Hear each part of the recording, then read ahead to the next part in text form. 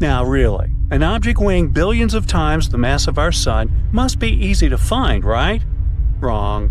Unfortunately, it might not be that simple, like in the case with a missing black hole.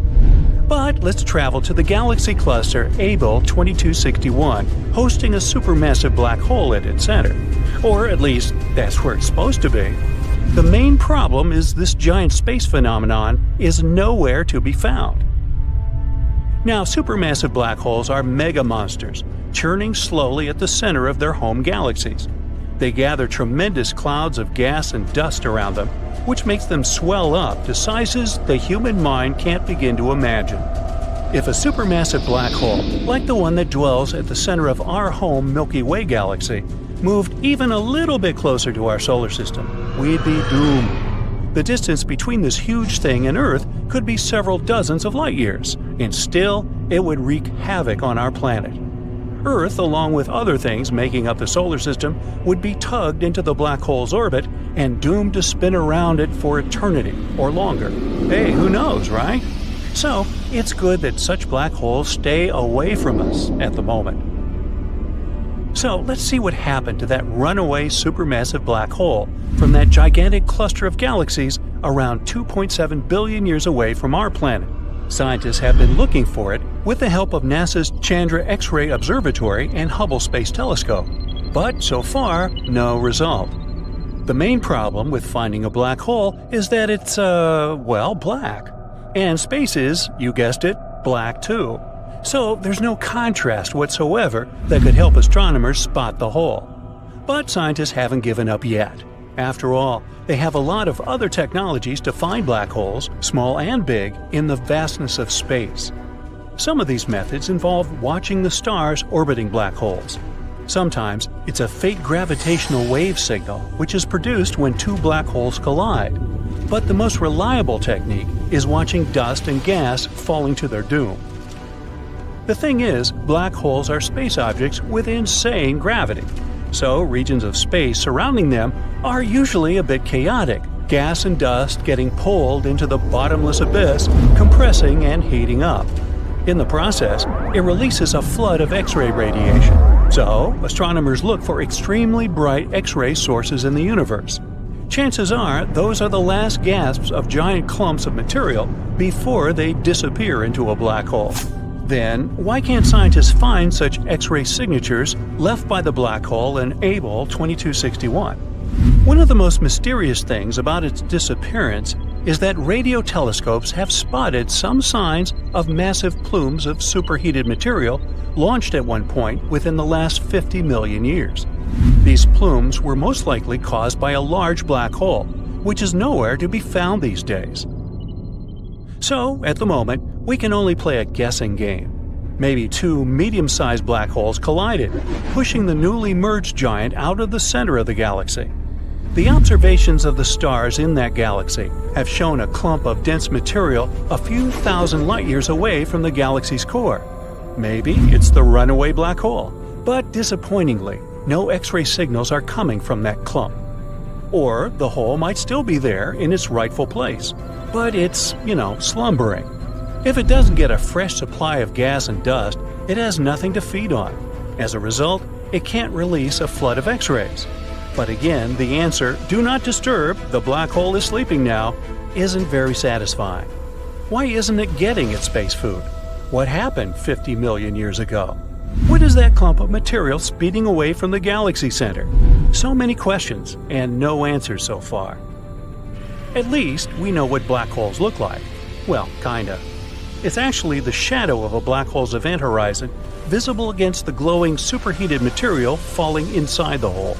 The first ever mugshot of a black hole appeared in 2019, but the data for its creation was collected in 2017. It took an international team consisting of more than 200 astronomers 2 years to assemble the image. We can admire this amazing space phenomenon thanks to a vast global network of telescopes called the Event Horizon Telescope Collaboration, or simply EHT. Why such a name? The thing is that the event horizon is a point of no return on the outskirts of a black hole. When something, for example, matter, radiation, or light, reaches this boundary, There is no way for it to escape the black hole's clutches. Anyway, to capture that very first image of a black hole, scientists created a virtual telescope that turned out as big as our planet by combining the power of 8 powerful radio telescopes. But it wasn't an easy feat. The researchers had to simultaneously point the telescopes in a meticulously planned order with the help of precise atomic clocks set on each telescope. Plus, to keep the chances of rain and bad weather to a minimum, they even constructed the telescopes in super dry regions, such as the Atacama Desert in Chile and the South Pole. On each observation day, the telescope gathers roughly 350 terabytes of data. That's 10 times the amount of data collected every day at the Large Hadron Collider. But let's speak more about black holes themselves. There are stellar black holes, smaller but even more dangerous than their supermassive peers.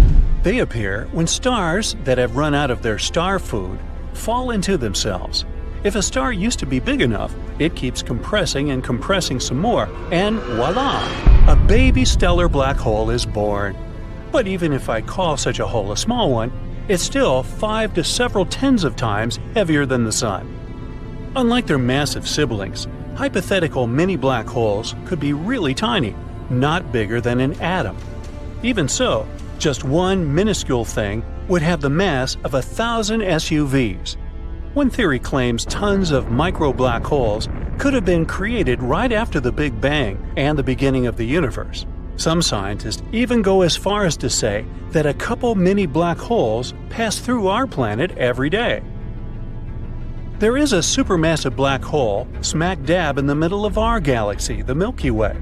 Its name is Sagittarius A star, and it's 4.3 million times as heavy as the Sun. And nope, we aren't going to be pulled into this hole. It's more than 26,000 light-years from Earth, too far to have any influence on our planet. By the way, recently, astronomers have discovered that this supermassive black hole might be leaking. If it's true, it probably means that Sagittarius A star isn't a sleeping giant, as previously thought. It might still be active. And the leakage recorded by scientists may be the hole hiccuping while swallowing clouds of gas. Maybe we should burp this baby? If you ever find yourself near a black hole, get ready that time will significantly slow down. It may work for you if you aren't eager to grow older. Just don't let yourself be tugged beyond the point of no return. Another danger of hanging around a black hole is that it might start behaving like a massive galactic volcano. From time to time, black holes flare up, but instead of spewing lava, they produce enormous amounts of energy, and it makes gaping holes in the surrounding material and gas. A short time ago, scientists discovered one of the largest craters in the universe. Radio and X-ray telescopes detected a supermassive black hole that threw a temper tantrum many years ago. It happened in a galaxy cluster about 390 million light-years away from Earth. The crater left behind, which was actually a hole punched in the cluster's hot gas, could fit 15 Milky Way galaxies. Okay, mind blown, I'm out of here. These eerie objects are called quasars. They're some of the brightest and most powerful objects in the universe. They lurk in the depths of space, consuming entire galaxies with their insatiable hunger. But what are quasars? Where did they come from? And most importantly, are they dangerous to us? Picture a supermassive black hole, a cosmic monster so massive that it can swallow entire stars and bend the fabric of time. Usually, there's such a black hole in the center of every galaxy. That includes our own Milky Way galaxy. Ours is named Sagittarius A star. Sounds like the name of a hipster coffee shop, but in reality, it's a terrifying celestial body which is 4 million times heavier than our Sun. You could even see it online. For the first time, we took a photo of this black hole in May 2022. But don't worry. Even though it's supermassive, it's not going to swallow us up anytime soon. This black hole is relatively small, and is too tiny to eat an entire galaxy. So it's more like a cosmic vacuum cleaner that sucks up stars or gas that gets too close. But there are black holes in the centers of galaxies that are way heavier and more dangerous than ours. They can weigh millions or even billions of times more than our own Sun. Now, imagine one of these monsters. Usually they're surrounded by a swirling, glowing disk of gas and dust, like water swirling down a drain. It's called an accretion disk, and it's where the magic of quasars happens. As material from the accretion disk falls toward the center, it heats up to millions of degrees, releasing vast amounts of energy in the form of radiation. And this radiation is what we observe as a quasar. So basically, the more material a black hole can consume from its surroundings, the brighter its quasar will be. This is what makes them so bright and powerful, shining like beacons in the night sky. And just imagine, some black holes can actually make entire galaxies their meal. Now, combine their ravenous appetite with some intense radiation, and you'll get a truly awe-inspiring display of cosmic power. No wonder we can see them, even though they're some of the most distant objects in the universe. Quasars were discovered in the late 1950s by accident. Astronomers were just chilling and looking at the sky when suddenly they stumbled upon something strange. Radio signals that had no visible source. By 1960, hundreds of these strange objects had been found. Astronomers named them quasars, short for quasi-stellar radio source. These objects were small and far away, but their energy output was immense and difficult to explain. Some thought that these were new types of stars. Others even proposed wild things, like quasars being made of antimatter or being the end of a wormhole. But all these theories were discarded. A scientist named Martin Schmidt was the first one to get to the truth. However, many astronomers didn't believe him. Schmidt had to do a lot of extra work and gather lots of evidence to prove his theory. And finally, he prevailed. And that's how we discovered quasars. Don't you love the scientific method? And since then, astronomers have been captivated by these objects. Why? Because they have some pretty eerie qualities. Hey, you could call them quasi-quasars. For example, they kind of defy the laws of physics. They emit jets of particles that travel at speeds close to the speed of light. These particles move so fast that they can even distort the very fabric of space and time. But sometimes, they also help us confirm the laws of physics. Now imagine driving a car. As you drive, objects in the rear window start to appear smaller and smaller until they disappear from view entirely. That's exactly what happens with quasars, except they're moving away from us at incredibly fast speeds, up to 90% the speed of light. Wonder why they're trying so hard to sprint away from us. But in any case, this helps us confirm that the universe does expand for real. Another eerie thing about quasars is that they're incredibly old. Some even date back to the time when galaxies were forming, or to the birth of our universe. Additionally, quasars are some of the most distant objects that we can observe in the universe. Some of them are located billions of light years away from us. This means that when we observe a quasar, we're actually seeing light that was emitted billions of years ago, when the Earth was much younger and different than it is today. And that's why they work like cosmic time capsules. Studying them gives us a glimpse into the distant past. You see, galaxies are like giant cities, with stars and planets serving as the inhabitants. But just like cities evolve over time, galaxies also undergo changes as they age. And that's where quasars come in. They're like the urban planners of the universe. They shape the galaxies through their powerful gravitational influence. By eating galaxies and releasing intense radiation, they can trigger star formation and shape the structure of the galaxy itself. It's like the cosmic equivalent of a master chef, or a leaf blower, you pick. For example, let's take galaxy mergers. Here are two massive entities coming together, swirling and spinning around each other. As they get closer and closer, their gravitational pull becomes stronger, and they start to merge into a new, bigger galaxy. It's a beautiful and dramatic process, one that can take millions of years to complete. But all this doesn't go without consequences.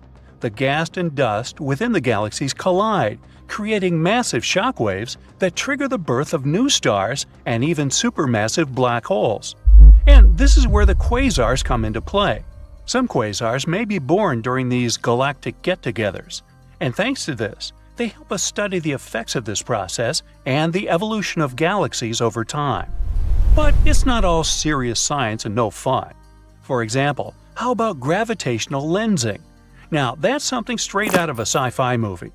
It happens when the gravity of a massive object, like a quasar, bends the path of light from a more distant object, like a galaxy, behind it. It's like having a really big magnifying glass in space. When you combine a quasar with gravitational lensing, you get some seriously awesome cosmic eye candy. The result is kind of like a funhouse mirror, where objects appear warped and twisted in strange and mesmerizing ways. Gravitational lensing isn't just for show. It's also a powerful tool for astronomers to study the distribution of dark matter and the structure of the universe. And that's not all. Some scientists have proposed that quasars could help us build the map of the universe. They can work like giant neon road signs. Turn left at the quasar and you'll reach your destination. They're like lighthouses that help us navigate through space. By analyzing the light from different quasars, astronomers can determine the distances between them and create a 3D map of the universe. And the best part? Quasars are located throughout the entire universe. That's why this cosmic map can give us a comprehensive view of the universe on a scale that was previously unimaginable. Who knew that a giant galaxy eater could be so useful? There's still a lot we don't know about these mysterious objects. In 2007, a team of astronomers made an astonishing discovery: the first true binary quasar. Basically, this means two huge quasars spiraling around each other. What's more, they were hiding in plain sight. For years, scientists had known about this radio source, but had never realized that it actually comes from one lovely couple. The astronomers also estimated that this pair may have a mass of about 100 billion suns. They're super distant, though, at an astounding 12 billion light-years away from our blue planet. Overall, quasars are a fascinating and complex phenomenon that continues to baffle and intrigue scientists. They may be cosmic galaxy eaters, but they're also playing a critical role in the formation and evolution of the universe. And who knows? Maybe one day they'll become one of the keys to unlocking the mysteries of our universe. Oh, you crazy quasars. Let's say a spacecraft runs out of power far in deep space. It wouldn't fall in the traditional sense because there's no gravity. Newton once said that an object remains in motion unless acted upon by an external force. In our case, this external force is gravity. In other words, if there's nothing with gravity around, it would continue to move due to inertia. It would keep going the way it did, without us being able to change its trajectory or adjust it in any way. It would keep traveling through deep space, almost forever. Well, at least until radiation and cosmic rays destroy it. And unless some celestial body like an asteroid doesn't destroy it either. And of course, unless it encounters something with a gravitational pull, like a planet or a star. The likelihood of all this depends on the location and trajectory of the spacecraft. Voyager 1 was launched by NASA in 1977. It's been on its journey for almost 50 years now. Right now, it's the farthest human-made object from Earth, more than 50 billion miles away. It's already very far from all our planets, and it's the first spacecraft to enter interstellar space, the vast, empty space that exists between stars in a galaxy.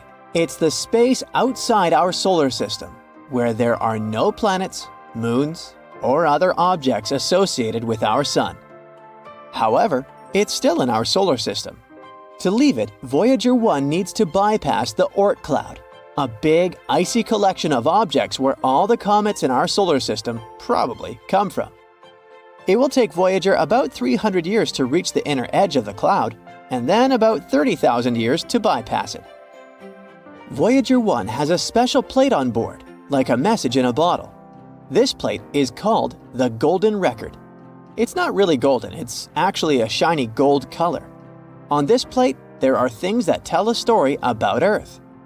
It was created in case Voyager ever encounters any extraterrestrial beings. The record has greetings in different languages, music from Earth, and even the sounds of nature, like birds chirping and the wind blowing. As the distance between us increases, the signal strength from Voyager 1 weakens over time. Eventually, it may become too weak to be detected by our communication equipment. The power output of Voyager 1's engine also declines over time. It's slowly running out of fuel. When all its systems shut down, we will lose contact with the spacecraft. Voyager 1 will work until 2025. After that, it will continue its journey on inertia. Luckily, it was designed to last, and the chance that it will encounter anything on its way is very small. Considering this, it might even keep going for billions of years. One day, it might even reach other star systems, and maybe even outlast our Sun. The same goes for Voyager 2. It will keep traveling until it reaches interstellar space, joining its twin brother. Voyager 2 will continue to send us scientific and systematic data for a while, even in interstellar space. However, it will also cease to function eventually, becoming a silent artifact drifting through the Milky Way. When there's something with gravity near the spacecraft, the inevitable happens. It falls onto that object. This is why out of the vast South Pacific Ocean beyond New Zealand lies a unique and intriguing place known as the Spacecraft Cemetery. Officially, it's called the South Pacific Ocean Uninhabited Area. It's located near Point Nemo, the most remote spot from any island. It serves as the final resting place for spacecraft that have completed their missions and reached their lifetime limit due to wear and tear. Sometimes, these larger spacecraft are too hefty to burn up during re-entry into Earth's atmosphere. In that case, they're directed to crash or splash down in this remote ocean location. This helps protect us from any potential harm during re-entry and impact. There are, however, some big problems with this place.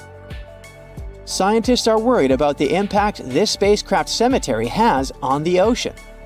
When spaceships come back to Earth, they often spill chemicals. One of these chemicals is hydrazine, a dangerous rocket substance. Unfortunately, it might not completely burn up during re-entry, so it leaks out into the ocean, posing a threat not only to marine life, but to us as well. We made up some rules, both within countries and internationally, to stop this. However, it's not easy to figure out how risky it is for certain spacecraft to enter the cemetery. We can't say for sure how much of a substance is left after it enters the air. As for spacecraft that don't fall, they're often left in space as debris. This is what we call any man-made object orbiting Earth that's no longer useful. It's also very dangerous. There are over 27,000 pieces of space debris orbiting Earth at high speeds. All this puts human and robot missions at risk and harms spacecraft. As we mentioned, usually we get rid of space debris by trying to bring the crafts back to Earth.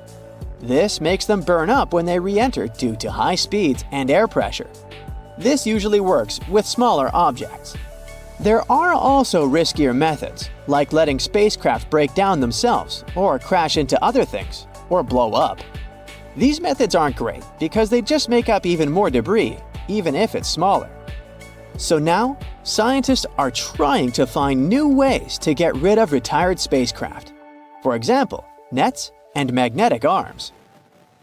There's also a thing called reusable spacecraft. It's a space vehicle that's built to be used more than once.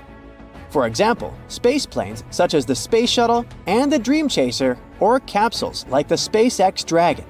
They're designed to launch, orbit, come back to Earth, and do it all over again. But it's important to make sure these spacecraft and their passengers or cargo stay safe during the return, which is quite hard to do. Reusable spacecraft have special systems to guide them back to Earth safely. The Space Shuttle, for example, had OMS pods, sort of special backpacks that help the spacecraft move and control its position in space. The SpaceX Dragon had its own engines to slow down and enter the atmosphere in a controlled way. They also have a heat shield to protect it during re-entry. The heat shield can be made of different materials, but they need to be tough and able to withstand multiple trips. Coming up with a heat shield that's both strong and lightweight is a bit of a challenge. Finally, if a spacecraft lands on a runway, it needs wings and landing gear. They also add weight. Some designs like lifting bodies or the delta wing of the Space Shuttle try to reduce the mass of these parts. After landing, the spacecraft might need some fixing up before it can go on its next adventure. This process can take a while, up to a year. and it might not always be possible to use the spacecraft again if it's been fixed up. There's also a limit to how many times a spacecraft can be fixed and used again before it has to retire. Different spacecraft have different abilities to be reused. Finally, sometimes we can rescue a spacecraft or even remake and repurpose it. Voyager 2 is one of the examples. It had a little trouble with its radio in 1978. Engineers fixed it by using a backup system. Since then, it's been exploring our solar system for over 40 years. The Hubble Space Telescope is the most famous telescope we have, the grandfather of them all. However, it had a blurry start in 1990. The work wasn't done at all as expected. The pictures were of low resolution. Luckily, astronauts fixed it right in space in 1993. To do that, they used some corrective mirrors. Now it gives us fantastic views of the universe. As you can see, even in bad scenarios, there are many possible options to solve spacecraft-related problems. In April 2023, astronomers found something exciting: a runaway black hole. This thing is moving through the universe at an incredible speed, about 3.5 million miles per hour. It's 4.5 thousand times faster than the speed of sound. They found it accidentally. Researchers noticed that there was some weird straight line in Hubble images. After some digging, they realized there was a moving black hole. As it moves, it compresses the gas on its path, literally creating new stars along its journey. So it's leaving a beautiful, long trail of stars behind it. And when I say long, I mean it. Its tail is 200,000 light-years long, which is like the length of 2 Milky Ways. Turns out one end of this star trail connects to a distant small galaxy. This is probably where the black hole came from.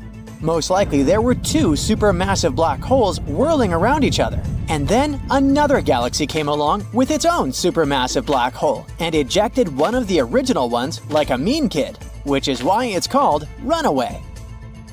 There might be a 9th planet with the very original name, Planet 9, in our solar system.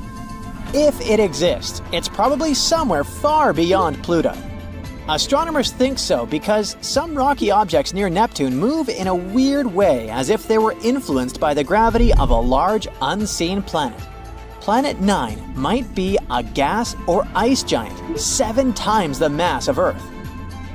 One of the ideas is that it could have existed in our solar system, but then bumped into something huge and ended up with a crazy long orbit around our sun. If we actually discover it, it could change our understanding of the solar system.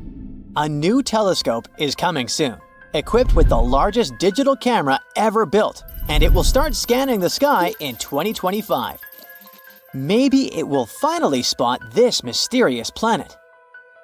Another awesome discovery was made in 2023. The James Webb Space Telescope found over 500 planet-like objects in the Orion Nebula. Some of them are roughly the mass of Jupiter, so they're literally called Jupiter mass binary objects, or jumbos.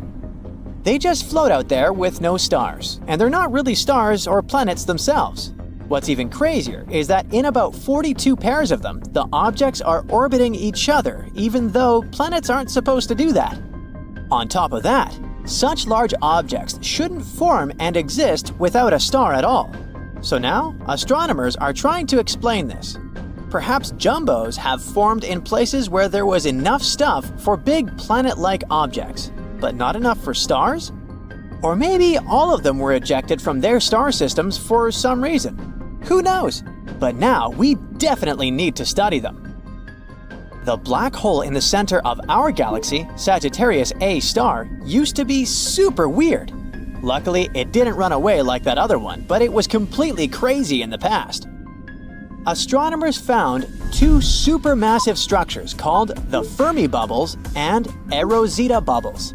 They spanned about half the width of our entire galaxy, and they've been towering over the Milky Way for over 2 million years now. And scientists think that it's our black hole that created them. It seems like when it was at its peak activity, it had a wild, energetic eruption that lasted about 100,000 years. This event probably left these bubbles. In 2023, the James Webb Space Telescope took a striking, super detailed image of the so-called Herbig-Haro objects. These objects are called Herbig-Haro 46/47. They're basically young stars surrounded by beautiful patches of nebulosity. You can see the stars being surrounded by a disk of material that feeds them as they grow for millions of years. They're located at about 1,470 light-years away, but they're actually not our main topic of discussion. What's much more interesting is this weird thing right below them, a space structure that looks like a question mark. What is this thing? No one knows for sure. It has an orange-red color, which hints that it might be super distant, far from our galaxy, maybe even billions of light-years away. Some think that this strange question mark is probably the result of two or more galaxies merging together. One of them was a bit curved, so it's probably a distorted spiral galaxy. The curve might be the tails being stripped off as they spiral towards each other. The other one was rounder and smaller, like a regular spherical one. The gravity games never fail to amaze us. Astronomers started searching for extraterrestrial megastructures. They think that if there's another intelligent civilization out there, they could have built something incredibly huge to power their technology. For example, like Dyson spheres. Hypothetical structures around stars that use the star's energy as fuel. Astronomers analyzed some historical telescope data that detects infrared signals. They spotted some weird signals that could hint at the presence of these structures. In total, there are 7 such candidates right now. All of them are coming from red dwarf stars, which are redder, smaller, and less massive than the Sun. Another research institute found 53 potential candidates. They're still not sure what exactly causes these signals, but it could be not Dyson spheres, but some huge debris. It looks like there are some mysterious structures in the center of our galaxy. In 2023, the James Webb Space Telescope has taken a detailed picture of the Sagittarius C region. It's right near the center of the Milky Way. This image showed a dense area where stars are forming. There were many young stars and dark clouds that blocked the light from the stars behind them. That's a very packed place, with about 500,000 stars of different ages, sizes, and colors. This place is very chaotic and extreme. Now, scientists are using it to study star formation. But the weird part is that they noticed something else, the large region of ionized hydrogen. It looks like cyan in the image. This area is about 25 light-years long, surrounding the lower side of dense cloud. And it looks like there are some needle-like structures.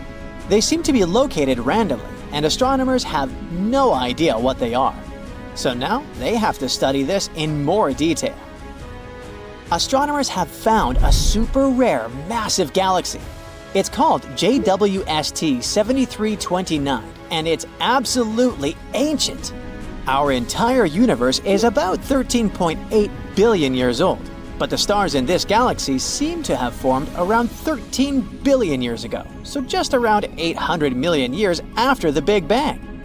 Also, this venerable elder has 4 times more mass in stars than our Milky Way does today. This strange discovery challenges what we know about galaxy formation and the nature of dark matter. Everything we know tells us that galaxies shouldn't have formed so early. There shouldn't have been enough dark matter for that, but here we are. So, perhaps our models need some revision. There was an incredible astronomical event called AT 2021 LWX, which is also called Scary Barbie. It was an unbelievably bright burst of energy that happened on April 13, 2021. It's one of the most energetic space events ever observed. No galaxies or quasars were nearby, so what in the world happened? At first, astronomers thought that it was caused by a supermassive black hole pulling in a massive star. But after some studying, they think it's probably because a giant black hole had some crazy dinner. It probably ate a large amount of gas, possibly a giant molecular cloud. The titanic black hole in question is between 100 million and a billion times the mass of the Sun. This is one of the most massive known and active black holes. Astronomers found the oldest strand of the cosmic web ever seen. The cosmic web is what we call a huge structure of the universe that's made of interconnected filaments of galaxies and dark matter. They're like a framework for galaxies and other structures, playing a crucial role in their formation. The filament we're talking about is made up of 10 closely packed galaxies. It's unimaginably huge, stretching over 3 million light-years. And it looks like the newly discovered strand is very ancient. It occurred only 830 million years after the Big Bang. It's probably anchored by a luminous quasar. This discovery makes us question how exactly galaxies are formed and what exactly happened to our universe after the Big Bang. For decades now, people have been dreaming of exploring space. And since the year 2000, there has indeed been a continuous presence of people in space. And recently, a new record has been set. Just a couple of weeks ago, there were 17 people from 5 different countries in Earth's orbit at the same time. The previous record was set in September 2021 during the privately funded Inspiration 4 mission. At that time, the number of people in orbit reached 14. So let's see. Just recently, 3 more people have arrived at China's Tiangong space station. There were 3 more astronauts aboard the same station, but they've been there since November 2022 and are supposed to return back to Earth in June. Then there are 7 people on board the International Space Station, and 4 more departed the ISS aboard SpaceX's Crew Dragon named Freedom. They successfully returned to Earth on the 30th of May 2023, leaving 13 people in orbit. Interestingly, the current record also includes the 600th person to get into Earth's orbit. Specialist Rayana Barnai from AX-2 mission became a space traveler number 600, as well as the first Saudi woman in space. But I've got something even more exciting to tell you. Oh my! The record for most people in space, and just not in Earth's orbit, was reset not so long ago too. But it lasted for a mere 5 minutes or so. But during this short period of time, there were 20 people off the planet. This record was set when 6 members of the Virgin Galactic Unity 25 Spaceship Two crew happened to be in space at the same time as 3 Chinese taikonauts living and working aboard Tiangong and 11 astronauts on board the International Space Station. Now that's getting crowded. Well, the International Space Station has always hosted the majority of space travelers from Earth. But I bet there are some cool facts about this marvel of technological development you haven't heard yet.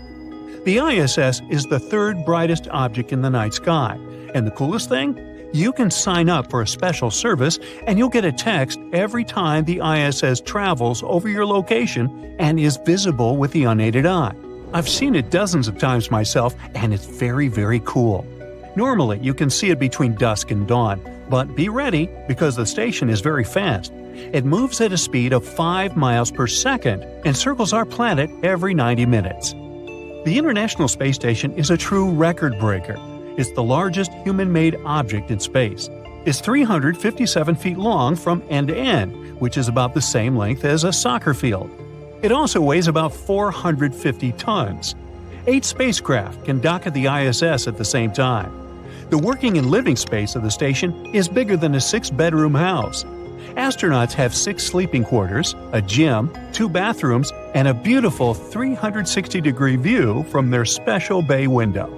Now to the nitty-gritty. On the ISS, you wouldn't have to deal with lots of disgusting smells. There is a specially trained person who smells everything astronauts take with them in space. It's done to protect them from unpleasant odors. The thing is that you can't really air the room out there if you don't like how it smells inside. That's why NASA is very careful about what kinds of smells are allowed to pass through. You'd also have to get rid of your clothes instead of washing them after each use. To bring a mere 1 pound of load to the International Space Station costs up to $10,000. That's why it's easier to throw your clothes away when they get dirty than to waste water washing them. Now, while sleeping, you'd have exceptionally good airflow around you. Otherwise, the carbon dioxide you'd exhale would form a bubble around your head and you get oxygen deprived, and that's not good. Now, people often think that in space you experience zero gravity, hence the weightlessness astronauts feel on the International Space Station. But that's not exactly true. Gravity is one of the most important forces that exist in the universe.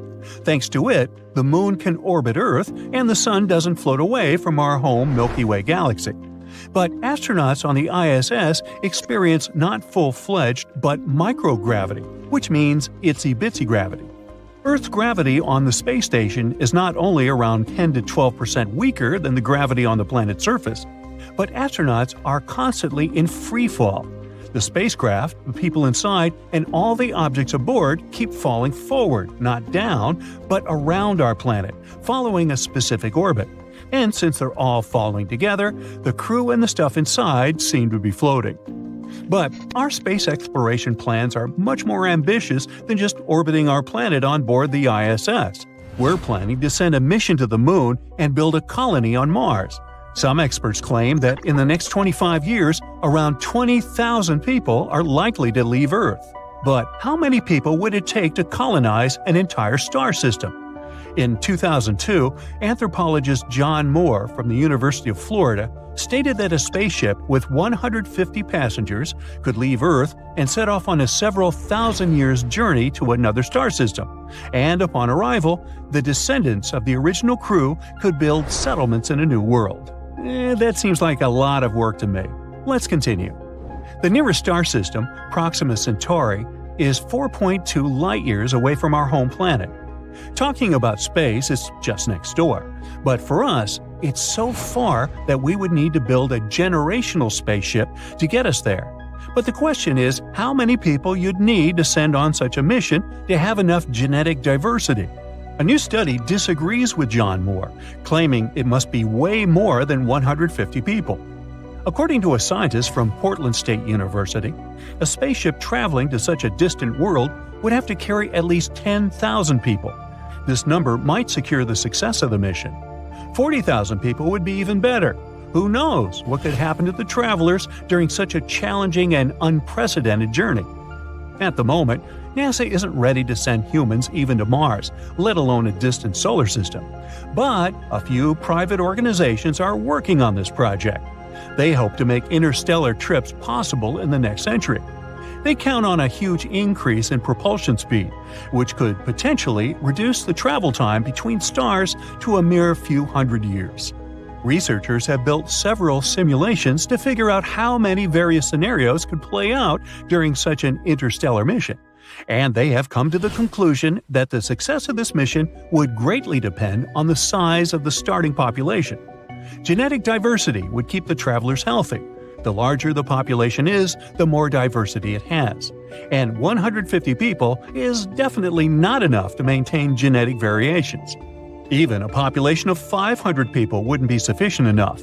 At the same time, if we sent to another solar system 40,000 people, we'd be able to maintain 100% of the variation. Even 10,000 travelers would make the scenario relatively stable, which means that any number between 10 and 40,000 people would be a pretty safe bet. But of course, we wouldn't be able to send so many people in space in just one spaceship. We'd have to build many and spread people among them. These ships could be modular, able to dock together for trade and some social gatherings. For the genetic variety, I'm guessing. But they would travel separately, so that if some disaster struck one of them, the rest would remain unharmed. But to make interstellar travel possible, researchers and engineers will have to overcome loads of obstacles.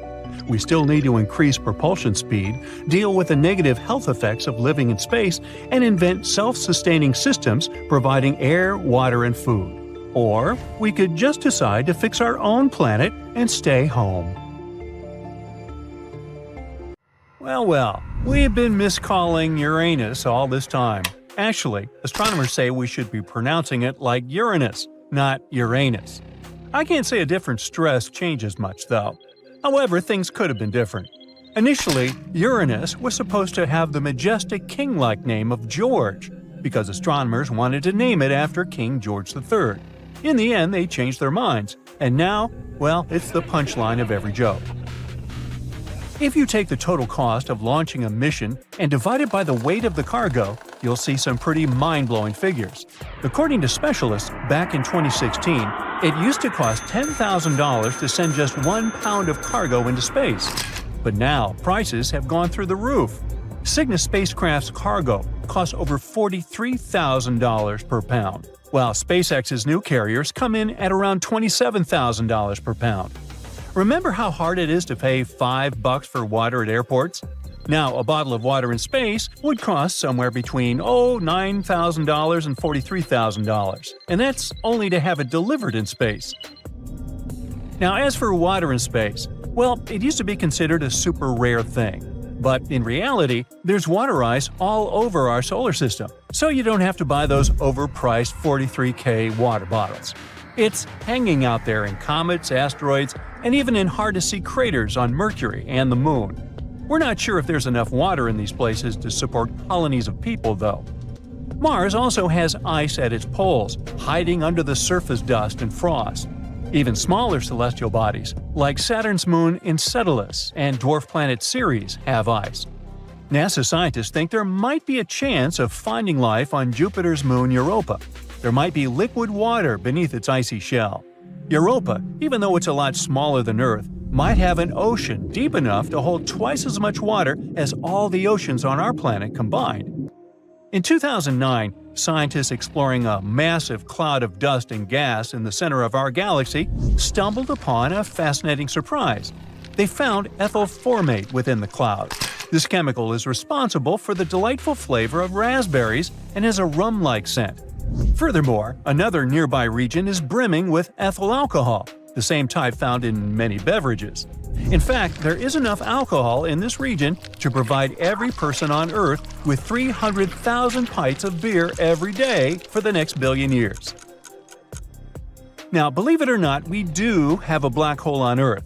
The thing is, creating an in-lab black hole was a sort of indispensable thing to do. Studying black holes in real space remains a distant dream, so it was only possible to create one to experiment with in a lab. A group of scientists in the Netherlands wanted to explore the mysterious Hawking radiation theory proposed by the iconic Stephen Hawking. Using atoms to mimic an event horizon, they orchestrated electrons, causing a surge in temperature that resembled flat spacetime. As particles moved through quantum fluctuations, a ring of infrared radiation appeared around the lab-grown black hole, mirroring Hawking's idea. So, if you totally understood what I just said, could you please explain it to me? Now, it may sound insane, but you can totally be allergic to the moon. Long story short, it was the final Apollo mission, and they brought back more rock samples than ever before. Plus, they had the first and only pro-scientist on the moon, Jack Schmitt. He was a geologist, and his rock samples helped scientists learn more about the moon's magnetic field and volcanic history. During the expeditions, it became evident that Jack Schmitt was allergic to moon dust. The gritty, sticky powder clung to his suit and his skin, causing irritation in his sinuses, nose, eyes, and throat for a couple of hours after he took his helmet off. Meanwhile, neutron stars are extremely dense, being basically just a bunch of neutrons squished into a super small space. If you had just a teaspoonful of this stuff, it would weigh more than the entire human population combined. And to match the density of a neutron star, we'd all have to squeeze into the space the size of a sugar cube. No thanks. When it comes to outer space, we tend to think that Earth and the Moon are pretty close together. But in reality, you can actually squeeze all the other planets of our solar system between Earth and the Moon. The average distance between them is about 240,000 miles. If you added up the diameters of the 7 planets, you'd still have some room to spare, about 5,000 miles. In 2011, scientists made a groundbreaking discovery of a massive reservoir of water in space. This water, equivalent to 140 trillion times all the water in Earth's oceans, could provide each person on our planet with a planet's worth of water 20,000 times over. This reservoir was located near a massive black hole drawing in matter and emitting energy, known as a quasar. The water was formed by energy waves colliding hydrogen and oxygen atoms together, and it was found around 12 billion light-years away. So, when the Curiosity Mars rover snapped its very first sunset picture in 2015, scientists were practically doing backflips from excitement. Turns out, sunsets on the red planet are anything but red. They're actually a stunning shade of blue. According to NASA, the reason behind this phenomenon is that the dust in Mars' atmosphere is like a magical filter that lets blue light shine through while blocking out those warm tones like yellow, orange, and red. Well, Venus is a slow spinner compared to Earth. It takes this planet 243 days to make a full rotation, and it spins in the opposite direction. But even though Venus takes longer to spin around, it zooms around the Sun in just 225 days because it's located so close. So, believe it or not, a year on Venus is actually shorter than its day. So, you might think that the night sky should be full of stars with no dark spaces at all. This idea is known as Olbers' paradox, named after German astronomer Heinrich Wilhelm Olbers. He thought that if the universe was infinite, unchanging, and timeless, then we should see stars everywhere we look. But it turns out that the universe is not infinite, unchanging, or timeless. Edwin Hubble discovered that the universe is actually expanding, and the leftover radiation from the Big Bang tells us that the universe is about 13.8 billion years old. Think of all the birthday candles. Ooh!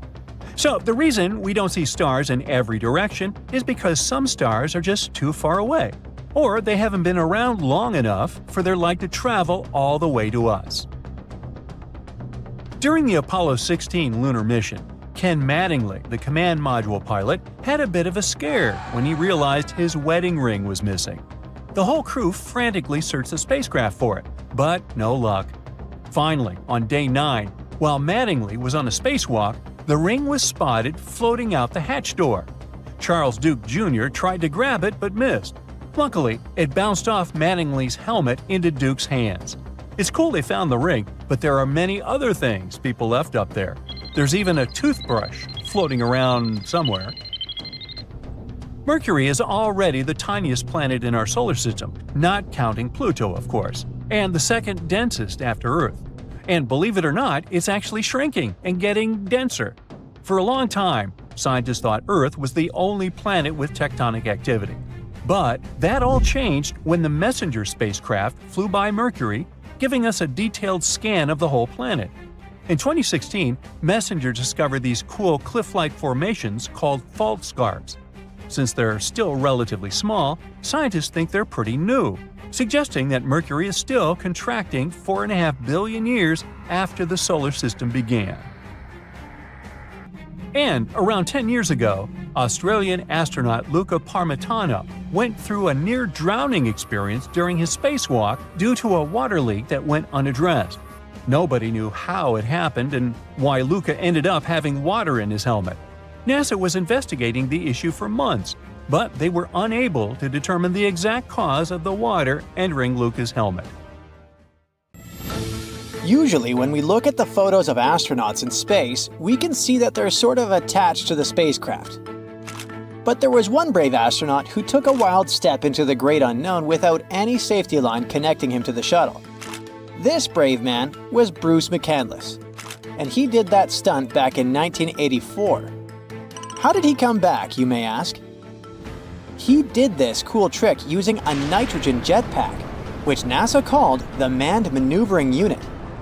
At first, he tried out some test maneuvers in the Challenger's payload bay, and only after he made sure it was alright did McCandless decide to go for it and glide a staggering 320 feet away from the shuttle. A bit of sad stats here. Out of the 430 people who have made the leap into space, 18 have sadly lost their lives, which gives us a fatality rate of just over 4%. With these numbers, it's safe to say that space shuttles are the least safe means of transport out there. Duh. Alright, let's make it a tad brighter. If we crunch the numbers a bit better, we can get a smaller percentage. But how? Well, 4% is a bit misleading because when we count, we take all the space flights. However, some people flew several times, which reduced the probability. With over 600 seats filled across 113 shuttle flights, The true fatality rate for shuttle missions is actually closer to 2%. Let's test your general knowledge now, shall we? So, what was the first living thing ever sent to space? If your answer is a monkey, you aren't right. Those who said dogs, sorry you guys, but it's not correct either.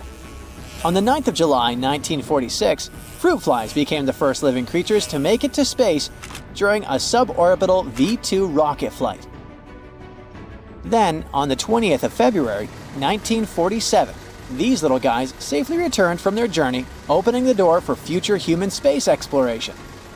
Before, we sent to space mammals like the rhesus monkey, Albert II, in 1949, or the famous space dogs. Scientists spent a lot of time studying fruit flies to see how they reacted to radiation and the conditions of space travel. Researchers started using fruit flies for experiments back in the 1910s. Guess why? Because we humans share a lot of genes with these yucky pests.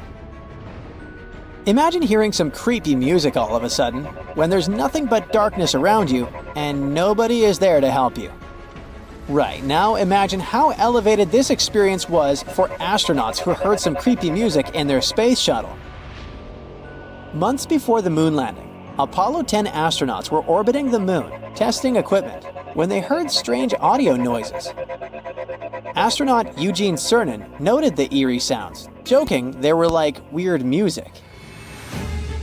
At that moment, the astronauts didn't have contact with mission control. They were over the moon's dark side. Although the noises resembled something from a sci-fi film, NASA downplayed them as they were focused on the astronauts' mental health. Despite years of speculation, the source of the sounds remains unknown, with theories ranging from radio interference to charged particle activity. Cernan later remarked that they didn't take it seriously and didn't report it after the mission. Chances are, we've already received messages from new friends from other galaxies, but we just failed to understand them. In August 1977, some astronomers using the Big Ear radio telescope at Ohio University picked up a strange narrow-band radio signal from the constellation Sagittarius that lasted for 72 seconds. The signal buzzed at a frequency of 1,420 megahertz, which is significant because it matches the natural emissions from hydrogen. This frequency had been flagged by scientists almost 2 decades earlier as a likely choice for extraterrestrial civilizations trying to reach out to us. They dubbed it the WOW signal after one of the astronomers wrote "WOW" on their printout. We've never heard that signal again, and no one has been able to explain its origins satisfactorily. After spending about a month in space, astronauts start losing quite a lot of skin from the bottoms of their feet, especially those tough calluses they've built up over time. One astronaut even called mission control in a bit of a panic when he noticed a chunk of his heel drifting off in zero gravity. But no worries, as the old calluses peel away, new ones spring up from the tops of their feet. They need that grip to hold on to all the restraints, kind of like airborne trapeze artists. Going number 1 and seeing blood is as scary as it sounds, and yes, in the weightlessness of space, blood doesn't settle in the lower body in the same way it does on Earth. This can lead to some alarming situations on board. Natural urges are universal, regardless of location. There are 2 main reasons why astronauts are unable to use traditional toilets in space. First, water is an extremely valuable resource aboard a spacecraft. Second, there's no gravitational flow of water in space. The drinkable water on a space station is contained in pouches and is used accordingly. In a weightless environment, a specialized device with suction and disposable bags is used for waste collection, with the storage being replaced every 10 days. Additionally, spacecraft are equipped with complex systems designed to recycle and filter liquid waste, converting it back into usable water for the astronauts' daily needs. As if that wasn't enough, spending an extended period floating around in space brings another challenge. The body may lose its bursa sacs, those handy little cushions that sit between our hip joints. While this may not pose an immediate issue in the zero-gravity environment, returning to solid ground can turn the simple act of sitting down, whether in a chair or on a toilet, into a real struggle. The fluid shifts that contribute to blood-related issues don't stop there. They can also wreak havoc on astronauts' sinuses, creating a constant feeling of congestion. It feels like living in a stuffy room all the time, where relief seems just out of reach. Thus, the challenges of long-term space travel add up, making the experience as daunting as it is thrilling. Another challenge astronauts run into is vision loss, also known as ocular syndrome, which sounds all sciencey. While the exact cause is still a bit of a mystery, it's thought that extra pressure on the brain can mess with both the retinas and optic nerves. And here's a fun fact: it mostly affects guys. By the way, you might assume that shutting your eyes in space means it's pitch black, but that's not the case. Because of high levels of radiation, astronauts can still see bright lights when they zip through certain parts of their orbit. It's a pretty strange phenomenon that keeps them on their toes, even with their eyes closed. Switching gears, let's talk about bone health in space. It turns out that being weightless can really take a toll on astronauts' bones. Like, they can lose up to 2% of their bone mass every month, which is pretty wild. But the good news? They've come up with new exercise routines that help fight off that bone loss. So, while space travel definitely has its challenges, researchers are working hard to keep astronauts in tip-top shape as they explore the universe. The Big Crunch is a cool theory about how the universe might end, and it's basically the opposite of the Big Bang. So, imagine the universe expanding for ages, but then it hits the brakes and starts collapsing in on itself, maybe even forming a huge black hole. Scientists are looking into this by checking out the universe's density. If it's too dense, such a collapse might really happen. At first, people thought that gravity would eventually take over and stop the expansion from the Big Bang. But then we found this mysterious thing called dark energy, which is actually speeding up the universe's expansion. Because of that, it seems like the Big Crunch is pretty unlikely. Right now, the evidence shows that dark energy is here to stay, so the universe will just keep on expanding forever. Strange explosions in vibrant blue colors are popping up around the universe and keeping astronomers intrigued. This rare and incredibly powerful event has a fancy name: luminous fast blue optical transient. This phenomenon doesn't behave like anything else we know of, and things got even stranger when the most recent one happened in a spot it shouldn't have. To really understand what happened last year, we need to go back a bit. This type of strange explosion was spotted first in June 2018. The blue blast happened about 200 million light-years from Earth and got the nickname the Cow. No, this happening didn't resemble a cow at all, but it did have an unusual format. Back then, this blast was the most asymmetrical explosion ever seen by astronomers. It burst into space in a flattened pancake-like shape, not in a typical sphere as they would expect. This phenomenon was similar to a supernova, which is the most common type of cosmic explosion that happens when a star exhausts its nuclear fuel and collapses under its own gravity. However, scientists also noted three crucial differences. Number one, this phenomenon is more powerful than a typical supernova. When it happens, the blue burst emits more energy than an entire galaxy of hundreds of billions of stars like the Sun. Number two, it's much faster. The explosion reaches its peak brightness and fades away within a matter of days, while a supernova can take weeks or even months to completely dissipate. Then the last difference, these blue bursts can also be much brighter. These mysterious objects are considered the brightest known optical phenomenon in the universe.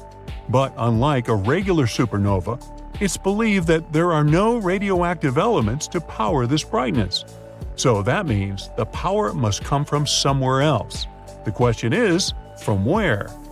This is just one of the mysteries that the scientists are trying to figure out. There have been some heavy investigations since the event was first observed, and 15 telescopes around the world are constantly looking for it. Since 2018, these extreme explosions have been spotted about once a year, so while they're rare, they're not incredibly uncommon. There are several possible explanations for the existence of these fast optical transients. Perhaps the most acceptable one is that it is a stellar corpse. I mean, what is left behind when a star calls it quits. So we're looking at two prime suspects here. They could be a neutron star or a black hole, producing emissions close to the speed of light. The theory goes like this. There is a massive star much larger than those that produce regular supernovas. Then it starts to collapse. Such an event would certainly be expected to leave a black hole behind. Let's say this massive star isn't ready to leave the universe in a quiet way. Instead, it creates a swirling disk around the black hole composed of gas, dust, and other matter, like it matters.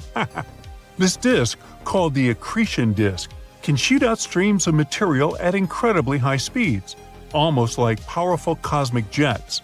And that could be exactly what we see as those sudden bursts of light. Again, it's just a theory. What exactly sets off these blasts remains a mystery, and much more observation and analysis are needed. Experts believe that explaining such an oddity is a scientific goldmine. After all, we're talking about a stellar corpse that isn't just sitting there, it's actually quite active. Now, since this event was first spotted, all similar occurrences that our telescopes have captured happened in the same place. I mean, the explosions always occurred in the spiral arms of different galaxies. But last year, things changed. The Hubble Space Telescope left scientists speechless in April 2023 when its images caught this same type of weird explosion happening for the first time in the middle of nowhere. Well, it didn't happen inside a galaxy as it was supposed to. It happened in the space between two of them. More precisely, about 50,000 light-years from a large spiral galaxy and about 15,000 light-years from a small one. This event is known today as the Finch. Oh great. So when we finally get closer to finding some answers, the unusual location of the Finch phenomenon came to mess it up again. So maybe there is another explanation for it. Speculation began soon after the discovery. One idea is that it could have been a collision between two neutron stars traveling far outside their host galaxies. These two could have been spiraling toward each other for billions of years, and when they collided, they produced a flare over 100 times brighter than a normal supernova. For this hypothesis to be correct, one of these neutron stars would have to be highly magnetized, amplifying the explosion. Another possibility is that the explosion was a star being torn apart by a black hole with a mass between 100 and 1,000 times that of the Sun. Although we still have lots of questions, one thing is for sure. The Finch is a luminous, fast black optical transient. Except for the weird location where it happened, it has all the other characteristics to be classified as one.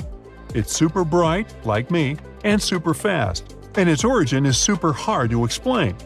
Plus, the data from the Gemini South Telescope, the Chandra X-ray Telescope, and the Very Large Array Radio Telescope have confirmed it. Adding this latest information only makes it harder and harder for researchers to finally find some kind of pattern in this whole event. The Finch isn't the only peculiar event in this category. Let's head back to the year before, to 2022. A blue explosion was spotted in September, and it got the nickname of Tasmanian Devil. Just like the previous ones, this blue burst came up and disappeared very quickly. Then, something mysterious happened. Exactly 100 days later, observers who were still tracking the phenomenon got an early Christmas gift. They observed another flare-up, and it was as bright and fascinating as the original one. Wait, so we're talking about two similar and strange explosions that happened at the same spot and close in time? Well, this was a first. Quickly, 13 telescopes around the globe all had eyes turned toward the Tasmanian Devil event, including one equipped with a high-speed camera. Over the course of 120 days, they managed to capture another 14 irregular light pulses. This was certainly amazing because it proved that instead of showing up once and fading away as expected, the Tasmanian Devil continued to explode with supernova-like energies again and again and again. Can you imagine such power? This scenario still intrigues the scientific community because it pushes the limits of physics, not only because such extreme energy production, but also because of the short duration bursts. By the way, its flares last from 10 minutes to about 4 hours. Believe me, on the scale of the universe, that's considered super quick. This was the only time that an extended season of this event was observed. However, after some thought, the scientific community split their opinions about it. On one hand, the Tasmanian Devil could have been an utterly unique and one-of-a-kind event. On the other hand, maybe it was just the first time that our telescopes caught it from a more face-on angle. To further understand what's happening, scientists still need to observe larger samples of the phenomenon. All hopes are in the upcoming Vera C. Rubin Observatory, which is currently being constructed in Chile. It will have a 27.5-foot wide telescope, coupled with the world's largest digital camera ever fabricated for this purpose. According to NASA, this technology might finally give us some answers about these blue explosions. We can expect some exciting times ahead, as this could be the start of a new chapter in our understanding of stellar evolution. Picture yourself floating in the endless expanse of space. There are no edges or corners, no up or down, left or right. It's like being lost in a galactic wilderness, except you can't rely on any natural reference points, or even on your usual sense of direction to guide you. And without gravity, you can find yourself tumbling and spinning in all directions, like being caught in a celestial tumble dryer. So what do you do? How do you know which way to go and how not to get lost? Well, this isn't a simple question. First, let's take a trip back to good old planet Earth, where direction is something we often take for granted. Imagine you're hiking through a dense forest. You're surrounded by towering trees, mossy rocks, and chirping birds. But there are no clear paths or road signs to guide you. So what should you do? The first thing that comes to mind is a compass, right? A small magical device that always knows where the north is, no matter where you are on the planet. All thanks to a tiny magnet inside. It feels the pull of Earth's magnetic field, which covers our planet like a cozy blanket. And this field is pulling the arrow towards the planet's north pole. Now, when you know where the north is, you can determine east, west, and south. At this point, you can navigate through the wilderness like a seasoned explorer. This is what we call a reference point. And it's not just about finding your way through the forest. Think about how you use reference points in your daily life. Giving and following directions on a map, using a GPS navigation system, or even just telling someone which way to turn at the street corner. Even in the skies we have them, using the water. Let's say you're embarking on a thrilling hot air balloon adventure. As soon as you rise into the sky, you're greeted by breathtaking views of rolling landscapes and glittering oceans. But how do you know how high you are? That's where sea level comes into play. You've probably heard phrases like above sea level or below sea level in your daily life. It's the average level of the world's oceans, a universal reference that acts as the starting point for measuring heights and depths. As you ascend in your hot air balloon, you can use instruments like altimeters to measure your altitude relative to sea level. It's like a ruler that tells you how far you've climbed into the sky. And it's not just for hot air balloon adventures. Altitude relative to sea level is used in various ways, from aviation to meteorology and to geography. It helps us understand and describe the height of mountains and the depths of oceans, the elevation of cities, and even the flight paths of airplanes. We're used to having points of reference on Earth, but when we go higher, things are getting much more complicated. In space, there are no natural landmarks, no compasses, and no universal altimeters. Without any fixed points of reference, determining direction becomes a real challenge. Even the stars, which are often used for navigation on Earth, can be misleading in space. On Earth, stars appear to move in a fixed pattern due to the rotation of our planet. But in space, they seem to shift and change position as you travel. So, what do we do?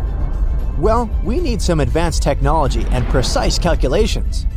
Our Intrepid spacecraft have clever ways to navigate the galaxy seas.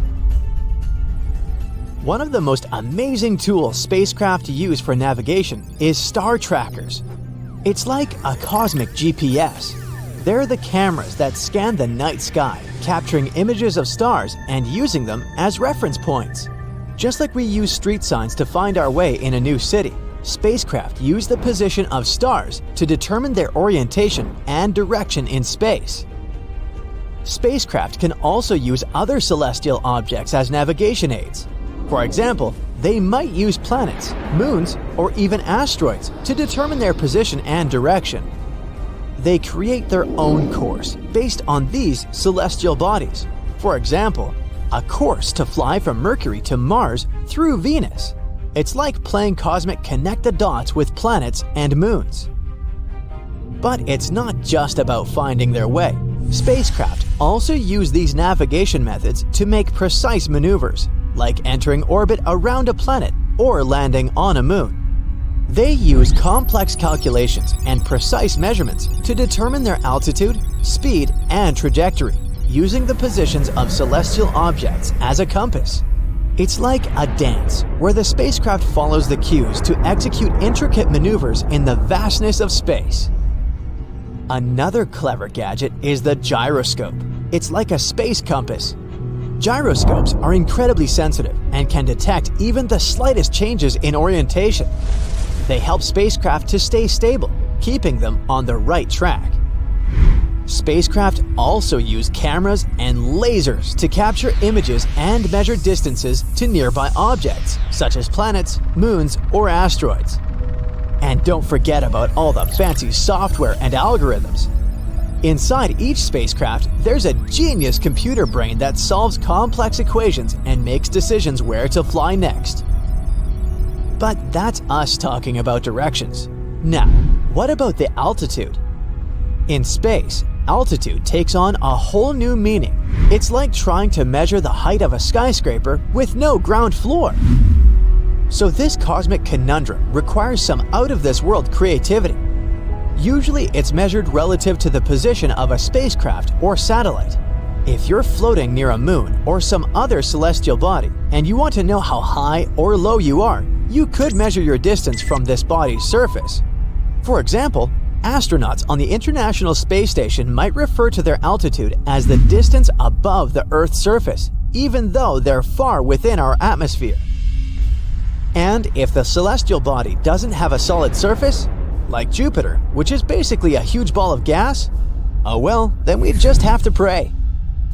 Another method is to measure altitude relative to the spacecraft's orbit. You could measure your distance from your orbit center or plane and use that as a reference point. These methods might sound complex, but they're the easiest way to navigate and operate in space. They allow spacecraft to precisely control their altitude, speed, and trajectory. With these methods, they can even perform maneuvers like docking, landing, or rendezvousing. Space agencies and missions also act like interstellar traffic controllers. They have to ensure that spacecraft from different nations and organizations don't crash into each other. To keep things organized, they use standardized systems and conventions, just like how we use road signs and traffic rules on Earth. In addition to standardized systems, space agencies and missions also use conventions for specifying direction and orientation in space. For example, the right-hand rule. It's like a secret handshake for understanding the direction of things in physics and engineering. Imagine you have a magical glove that can tell you which way things will go in certain situations. Let's say this glove is on your right hand. Now, stick out your thumb just like you're giving a thumbs up. Your thumb represents the direction of the force or the push or pull of something. Next, curl your fingers around your thumb as if you're making a fist. Your fingers now represent the direction of a magnetic field or the rotation of something. Awesome! And now for the grand finale. Point your index finger straight out, like you're pretending to shoot a laser beam. Your index finger now represents the direction of motion or current flow. And there you have it. The right hand rule is all about using your magical glove to connect the direction of force, thumb, magnetic field or rotation, fingers, and motion or current flow, index finger. It's a fun and handy trick that helps to solve complex problems in physics and engineering, including navigation. Space exploration is an adventure that challenges our perception of direction and orientation, making us realize just how much we rely on our home planet. Who knows what other crazy ways await us in the future? For example, quantum navigation, or when we'll create warp speeds like in Star Trek. Methods that would be not only practical, but also awe-inspiring. Let's wait and see. So, dark matter is a mysterious substance that makes up about 85% of the total matter in the universe, yet we can't see it or touch it. The regular matter that we're used to forms stars, planets, and everything around us. But dark matter doesn't emit, absorb, or reflect light, which is why we can't even see it. We don't even know if it actually exists. The reason why we believe in dark matter is because it leaves gravitational effects on galaxies and other cosmic objects. For example, spiral galaxies spin in a way that doesn't match the law of physics we know. According to our current knowledge, the outer edges of these galaxies should slow down, but they don't. They either keep the same speed or even speed up. It also seems to be acting like an invisible glue that holds galaxies together. If dark matter didn't add some invisible gravitational mass, the galaxies would literally break apart, not being able to hold stars together. But even though it's fundamentally important for our world, we still don't know exactly what dark matter is made of. This has been going on for years. Some experiments saw hints of it, but no one's been able to prove it beyond a doubt. Maybe the future circular collider will be able to find it. There's a mysterious force in space that seems to be pulling our entire galaxy, along with many others, toward it. This force is known as the Great Attractor, wink wink. It's a crazy massive region in space, about 10 million billion times the mass of our Sun, with a super powerful gravitational pull. Scientists think it might be a super cluster of galaxies, but they're not sure. The problem is, we can't see it directly because it's hidden behind the Milky Way, while the Milky Way itself, horrifyingly, is moving toward it at a speed of about 370 miles per hour. Now, just like with dark matter, we only know it's there because of how it affects the movement of galaxies around it. These galaxies are being pulled toward this region, even though, since the universe is expanding, they should be moving away from each other. What's even weirder is that this great attractor might itself be moving towards something even bigger, the Shapley supercluster. It's the largest concentration of galaxies in our nearby universe. In 2017, astronomers discovered a strange object called Oumuamua. This was the first known visitor from another star system. The thing was quite small, from about 330 feet to about 0.6 miles long. It was also long and thin, had a reddish color, and moved in a very unusual way. As it passed by the Sun, it unexpectedly sped up and then left our solar system just like that. Tons of theories started sparking up. It was too weird looking for an asteroid. Scientists thought it might be a comet, but it didn't have the usual traits of one, like a tail of gas and dust. Eventually, some scientists even started to suggest the wildest theories, like it might be an extraterrestrial probe. People have been making a huge fuss about Oumuamua ever since. But after a while, it turned out it was just a natural object with unique properties. It was probably a fragment from a distant star system, like a piece of a disintegrated comet or even a chunk of a planet.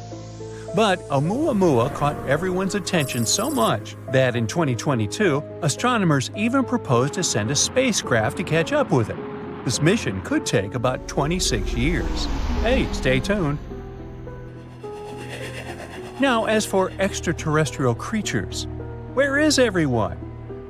There's this thing called the rare Earth hypothesis that suggests that life as we know it is actually super rare in space.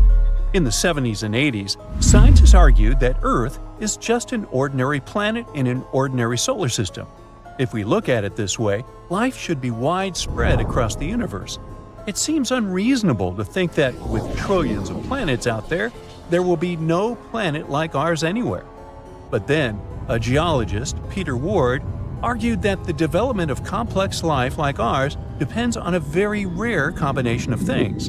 The history of the planet, with all of its astrophysical and geological conditions, should line up perfectly for complex life to develop.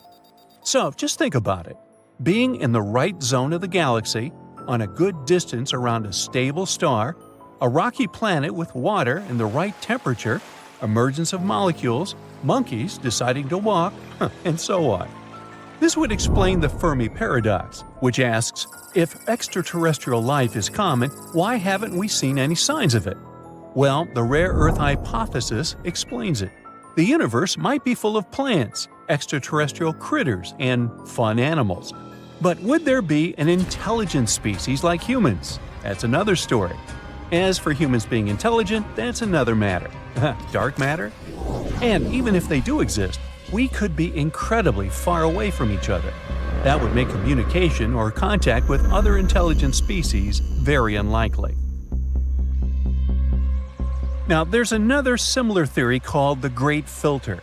This idea says that there might be a big obstacle somewhere along the path from microbes to advanced civilizations. It was the idea of the economist Robin Hanson. He also believed that maybe intelligent life, as we know it, isn't that common in the universe, although he assumed it's not because our planet was the result of tons of unique conditions, but because there must be some sort of filter that reduces the chance of life progressing to our point. Who knows where this filter is? It might be in the stage of early microbes, which means that we managed to get through it or somehow ahead in the future, which means we might go extinct like many other species before us. Well, maybe in the next stages, such as colonizing other planets and the galaxy, are much harder, if not impossible. Something unexpected might come up, potential catastrophes, resource exhaustion, or other challenges. Now, there's this thing called a pulsar. It's a weird type of star that sends out regular bursts of radio waves, like a flickering space lighthouse. You see, in space you often find a pulsar and a smaller companion star that rotates around it. But one day, scientists discovered this system, which was also surrounded by tons of some energetic material. They suddenly realized that these are probably the remains of another companion star, which was very big in size. But the pulsar was blasting out powerful radiation and particles, slowly consuming its companion. This is kind of like how a black widow spider eats its mate, hence the name. Since then, they've found other similar systems. They've grouped them all into one spider family. There are also redback pulsars, which destroy slightly larger companions, and huntsman pulsars, which have companions that are massive enough to resist being completely destroyed. Even though so many safety measures are taken, space is still an unpredictable place where we don't have as much power as we'd like to. Back in 1973, during a spacewalk on the Skylab space station, 2 astronauts were in a very risky situation. They were out in space fixing things, but they didn't have the same handy jetpacks like astronauts do today. They could only rely on safety tethers. Suddenly, the solar arrays they were working on moved unexpectedly and pushed them out of their position, almost sending them drifting off into space. Thankfully, the safety ropes did their job. Strong, resistant to heat, and attached to astronauts' waists, these tethers can hold a weight of about 881 pounds. This accident happened before SAFER came into use. It's easy to understand why accidents at work are way scarier up there than some regular 9-to-5 job on Earth. But that's why you have more training and special equipment to keep you safe. First, astronauts are always attached to the spacecraft with tethers, so they don't float away like a helium balloon. It may seem like a spacewalk is such a big deal that the ISS needs to stop when the astronauts are out there doing their thing, but it's not like that. If the ISS were ever to stop, it would fall straight down to our planet. So, once an astronaut is in a stable orbit, they stay in that orbit, unless some new force acts out. The first spacewalk wasn't as simple as those done later. It was performed in 1965, and it lasted 12 minutes. 2 men set out on a mission. One of them was supposed to float in space for a while taking pictures. But things went wrong. His spacesuit expanded too much, making it hard to move. He started to feel overheated, so he had to let some oxygen out of his suit, which was very risky. He could run out of air or get sick like a deep-sea diver. Getting back into the spacecraft was tough as well, but he somehow managed to do it. Then, more problems came. The spacecraft started spinning, oxygen levels rose dangerously, and there was a risk of an explosion. After a lot of struggle, they made it back to Earth, but landed in a random forest surrounded by wolves and bears during a snowstorm. It took a rescue party to find them. Not a very encouraging story to listen to while you're waiting to go out. But cheer up, things have improved since then. Hundreds of astronauts have taken spacewalks without any serious problems. So here you are, whizzing right along with the giant ISS. Your first spacewalk goes almost flawlessly, so you can enjoy the view a bit. It's hard to control the way you move, but tethers still do their job, so you can focus on your task. Until you realize they failed. How did they untie? You notice you're floating off in some random direction. There's nothing you can hold on to. Your body is weightless, and it has started to spin around. It's so frustrating when you can't take control of your movements. An astronaut named Scott Kelly described this unpleasant feeling in his book Endurance. He was turning around and upside down in the darkness and could see nothing but what was right there in front of his face. It was like a scuba diver floating in murky waters, totally disoriented, with no way of telling which direction was wrong and which one could be right. In space, you can't kick or flail to change your course. It might be fun floating inside a spacecraft with zero gravity, playing and fooling around, but seeing just the endless void filled with stars in the distance and knowing what could happen makes it frightening. And now you're getting closer to Earth's atmosphere. It might seem like the safest option because it makes you feel like you're going home, but in reality, you better hope you'll change direction. If your angle and speed are wrong, you might re-enter the planet's atmosphere and burn up. Not a good deal. NASA trains astronauts for such situations, so you know what's your next step: activating an emergency jetpack called SAFER. This tool is designed to help you stabilize and move in space. You don't even need the tethers. You can control the movements of your jetpack with a small joystick. Finally, all those hours of playing video games will pay off.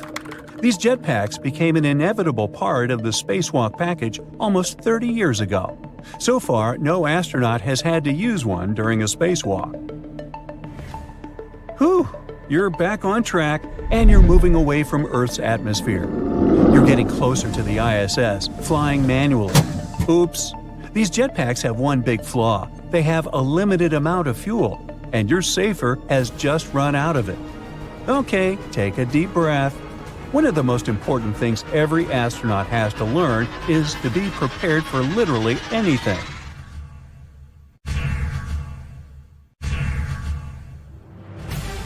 This strange radio signal wasn't found by a scientist on a serious mission. It was actually discovered by a college student just doing a regular project for school. Tyrone O'Doherty, an undergrad student at Curtin University in Australia, was sifting through old data of the southern sky. He was looking for any weird blinking radio signals. He finally stumbled upon one from 2018 that seemed to shoot radio waves towards Earth like a lighthouse beam. Excited about his find, Tyrone shared it with his mentor, radio astronomer Natasha Hurley-Walker. She dove into researching this signal, hoping for a breakthrough. But despite checking different frequency data, they hit a dead end. But then, Natasha spotted a pattern. The signal repeated every 18 minutes. This was huge. But just as they were gearing up to study it further, poof! the signal vanished after only 3 months, leaving them with nothing. Not giving up, Natasha and her team scanned the skies again, desperate for a clue. Months passed, but nothing turned up. They were ready to give up, and then suddenly, a new signal popped up. This one kept blinking for 5 minutes, then it disappeared. And then it came back exactly 22 minutes later. The main question was if that signal was related to an 18-minute one. To figure it out, Natasha went back to the old radio data from that area. As they dug deeper, they realized that yes, and these signals aren't anything new. They'd been beaming towards Earth for 35 years. Back in 1988, Indian and American telescopes had caught them, but they got buried under tons of other data. This was great news for space explorers because it meant they could now calculate how far away this mysterious object was. After doing the math, they figured out it was incredibly far, even on a space scale, 15,000 light-years from Earth. Now, the only thing left to uncover was what exactly this object was. Walker and his team started comparing it to all the known radio-emitting objects out there, yet its source remains a mystery. The signals still pop up every 22 minutes on NASA screens, always ending with a frustrating match not found message. The scientists called it J183910. Some think that the signal might come from some extraterrestrial beings. Maybe it's the signal that SETI, the search for extraterrestrial intelligence, has been waiting for. This project has been working for over 50 years, trying to find any evidence of life beyond Earth. They also scan the skies for radio waves, laser pulses, and other mysterious signals. So maybe it's a way for extraterrestrial folk to communicate their location. Over billions of years, the surface of the Moon has been hit by asteroids and comets, causing bits and pieces to constantly break off from the impacts. Because of this, all the surface material is pretty loosely packed. So when there are quakes, slopes in the same area can become susceptible to landslides or new faults opening up. Future settlements located too close to these unstable slopes could put everyone living inside these lunar bases at risk. Moon dust adds another layer of complexity because without erosion or water to smooth it out, it can harden to the point of being as tough as glass. If we really want to understand how dangerous moonquakes might be for people living and working on the Moon in the future, space agencies still need to map out and get new seismic data, and not just from the South Pole, but from the entire satellite. In 2025, the Farside Seismic Sweep Mission, or FSS, plans to deploy 2 of the most high-precision seismometers ever built to the Schrödinger crater, which is located on the dark side of the Moon. Finding out what's happening on the ground there is crucial for understanding the complex lunar structure and its internal dynamics. Scientists are still trying to figure out whether the lack of recorded seismic activity on the far side of the Moon is due to current instruments not being capable of detecting it, or if it's due to some kind of interference from melted material in the mantle. Once they have this answer, it will be easier to fully understand the phenomenon of shallow moonquakes and assess their implications for future neighborhoods on our natural satellite. Now, you may have heard that Earth is also shrinking, but it's a different process. Basically, the Moon is getting smaller, mainly because its core is cooling down naturally. The Earth's core is cooling too, but our planet got its crust with tectonic plates, unlike the Moon, which only has one plate. So the energy from Earth's core shifts those plates around or comes through volcanic eruptions. Earth is actually losing mass overall due to atmospheric loss. Our planet loses about 100 million pounds of mass per year, mostly from a leaky atmosphere. Earth's gravity isn't strong enough to retain the lightest particles, like hydrogen and helium, which escape into space. But don't worry, these numbers aren't cause for alarm, considering that our planet's atmosphere weighs about 5 quadrillion tons, a number I can't even imagine. So, in other words, it would take many, many, many times the current age of the universe for it to completely evaporate. We found a water cloud in space around a black hole. It's a gigantic water reservoir that's located about 12 billion light-years away from Earth. This must be the largest and farthest water reservoir ever detected in the universe. This one cloud contains an astonishing 140 trillion times more water than all of Earth's oceans combined. That's wet. The water surrounds a quasar, which is basically an incredibly energetic supermassive black hole. This quasar is about 20 billion times larger than the Sun and emits as much energy as 1,000 trillion suns. You do the math. As the black hole slowly consumes everything around it, it releases energy. This energy heats the surrounding gases and dust, causing the formation of water vapor. As a result, the black hole is surrounded by a huge water cloud and all the other gases and dust bath around it. This pair formed when the universe was only 1.6 billion years old, just a fraction of its current age. That means that the water isn't young at all and has been existing in galaxies for billions of years now. This quasar will only keep getting scarier and bigger. If it eats up all this gas and dust around, it could grow up to 6 times its current size, potentially becoming 120 billion times larger than the Sun. Think about that. About a third of all grown-ups have a snake phobia. But if you decide to become an astronaut not to have to deal with them, it might not be a great idea. According to Story Musgrave, there are snakes in space.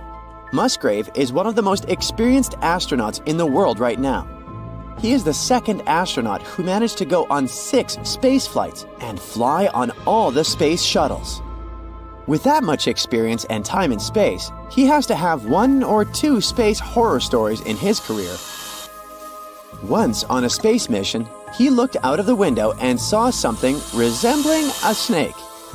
Musgrave said it was 6 to 8 feet long and looked like a snake. But many people don't believe his story. They claim it was some trash floating in space or something that had detached from the spacecraft. But the astronaut went on another mission and saw the creature again. The first time he spotted it, it could be some detached piece from the spacecraft. But what are the chances of that happening twice? He gave many interviews in which he explained these crazy encounters. Let's hope those snakes stay in space and don't come crashing down on Earth. If they are real, of course. Snake rain would not be fun. As we all know, space is like a giant vacuum chamber with 0 air, and sound can't travel there, making this story even more terrifying. To communicate, astronauts have a special system in their suits to exchange information. Young Li Wei shared his terrifying experience, and it's hard to believe it actually happened. You would be terrified if you were alone at home and someone started knocking on your door at night. Of course, if you weren't expecting anyone. Imagine the same scenario, but you're in space. You hear some knocking. You have nowhere to run. You're trapped in a metal can, floating into nothingness. Young was sitting in his spacecraft, minding his own business, when he suddenly heard knocking coming from outside. How is it possible? Sound can't travel in space. The noise was unique. The astronaut described it as if someone had been knocking on an iron bucket with a wooden hammer. Li Wei looked outside, but to his surprise, there was nothing there. He investigated a bit more, but couldn't find the source of the sound. When Young returned to Earth, he was eager to tell scientists about what had happened, but he could not recreate the sound. To add fuel to the fire, his colleagues, who were on the same mission from 2005 to 2008, said they had also heard knocking similar to what Young had reported. This is still a mystery. Nobody knows what happened then. Maybe it was just spacecraft noise, like those your house randomly makes. We've already mentioned that sound can't travel in space, but that doesn't stop weird noises. The Apollo 10 mission was one of the most significant space missions ever. So, astronauts had to ensure everything was perfect before they went on a moon exploration journey. 3 people were on that mission: Thomas Stafford, module pilot John Young, and lunar module pilot Eugene Cernan. They had to do tons of gear tests for the upcoming Apollo 11 missions. The astronauts were circling the moon when they heard music coming from somewhere. It wasn't like Ed Sheeran's concert. It was more like constant, loud screaming. Then, it was quiet whistling. They were terrified. Imagine being in space for the first time and hearing weird noises. The sounds lasted for a whole hour. The astronauts had never heard anything like that before. The sound was otherworldly and creepy. When they returned to Earth, they didn't know if they should tell someone about their experience because it was hard to believe. Michael Collins, an astronaut from the Apollo 11 mission, later shared that he had also heard this sound. But there is a kind of logical explanation for this. Engineers from NASA said that the sound that they had heard had been caused by the interference with the communication system. So you can relax and throw your tinfoil hat in the trash. But before you do that, Al Worden, an astronaut from the Apollo 15 mission, said that this explanation was unlikely, so we might never find out what really caused the sound. Leroy Chiao was the commander of the International Space Station in 2005. When it comes to space, he's seen a lot of things that can send chills down your spine. One encounter he and his crew had will live on in their head rent-free forever. Chow was sitting in the space station doing his job when he suddenly spotted light from the corner of his eye. He took a closer look, and it resembled an upside-down V, floating and glowing in space. Leroy later explained that he hadn't been scared by the object. Quite the opposite. He was extremely excited to see it, even though he had no idea what it was. His crew also saw the strange object. Chow was convinced he was visited by something not from Earth. His team could also vouch that indeed they saw something unexplainable. The information about this encounter is all over the internet, and many people are skeptical. It could have been anything.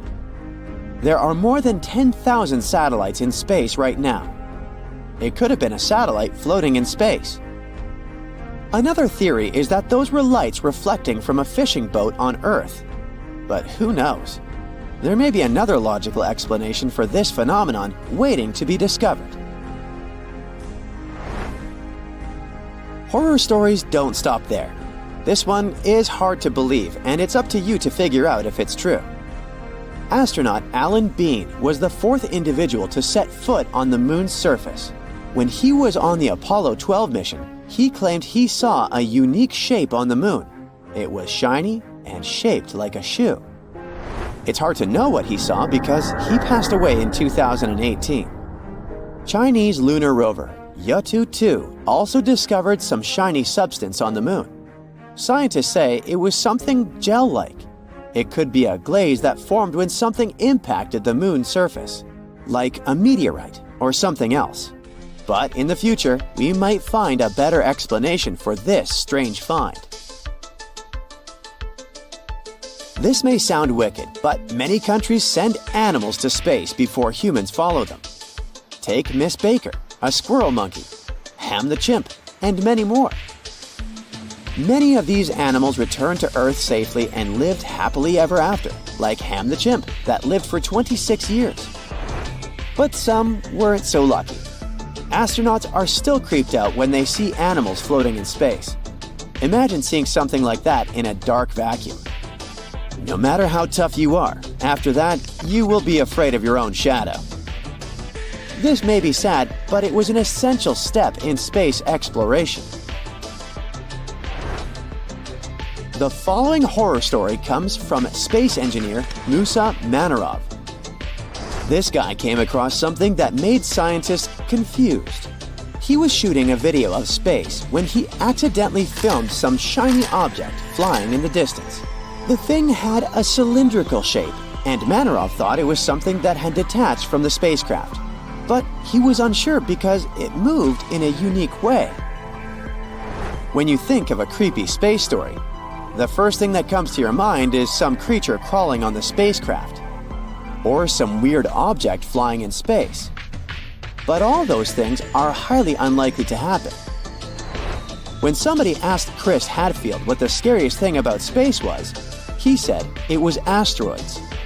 There are thousands of them in space, and the spacecraft is constantly getting hit by them.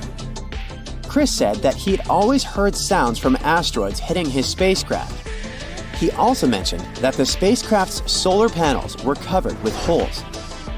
And you never know whether a giant asteroid will come and hit your spacecraft. At first, it may seem like the sun is burning, but it's actually not true, because the burning of our star isn't chemical combustion, it's nuclear fusion. The sun can't run out of oxygen or stop burning because it doesn't use oxygen to burn. Regular carbon combustion requires oxygen. As soon as there's no oxygen, the process of burning stops. Now imagine a candle. If you cover it, it doesn't have access to oxygen anymore, and the process of burning stops. But in nuclear fusion, the nuclei of atoms are fused together to make new, bigger nuclei. Such changes cause atoms to become new elements. Nuclear fusion doesn't require oxygen or any other material altogether. You just need enough pressure or heat to squeeze the nuclei of atoms close enough for them to overcome their electrostatic repulsion and bond into one nucleus. In 2027, 2 teams of astronomers discovered a cloud of water floating in open space. It was the largest and farthest reservoir of water ever detected in the universe. It's a cloud of water vapor surrounding a huge black hole called a quasar, 12 billion light-years away from Earth. The environment around the quasar must be unique to somehow produce such giant masses of water. It was formed by energy waves colliding hydrogen and oxygen atoms together. The cloud contains 140 trillion times the entire volume of water on our planet. It could provide each person on our planet with a planet's worth of water 20,000 times over. Wow! Even cooler, astronomers believe this water cloud appeared just 1.6 billion years later than the universe itself. Scientists consider it another demonstration that water exists throughout the universe and was present already during its early days. At the same time, before this discovery, scientists had never found water vapor present so far back in the early universe. There is water in our home Milky Way galaxy, but most of it is frozen in ice.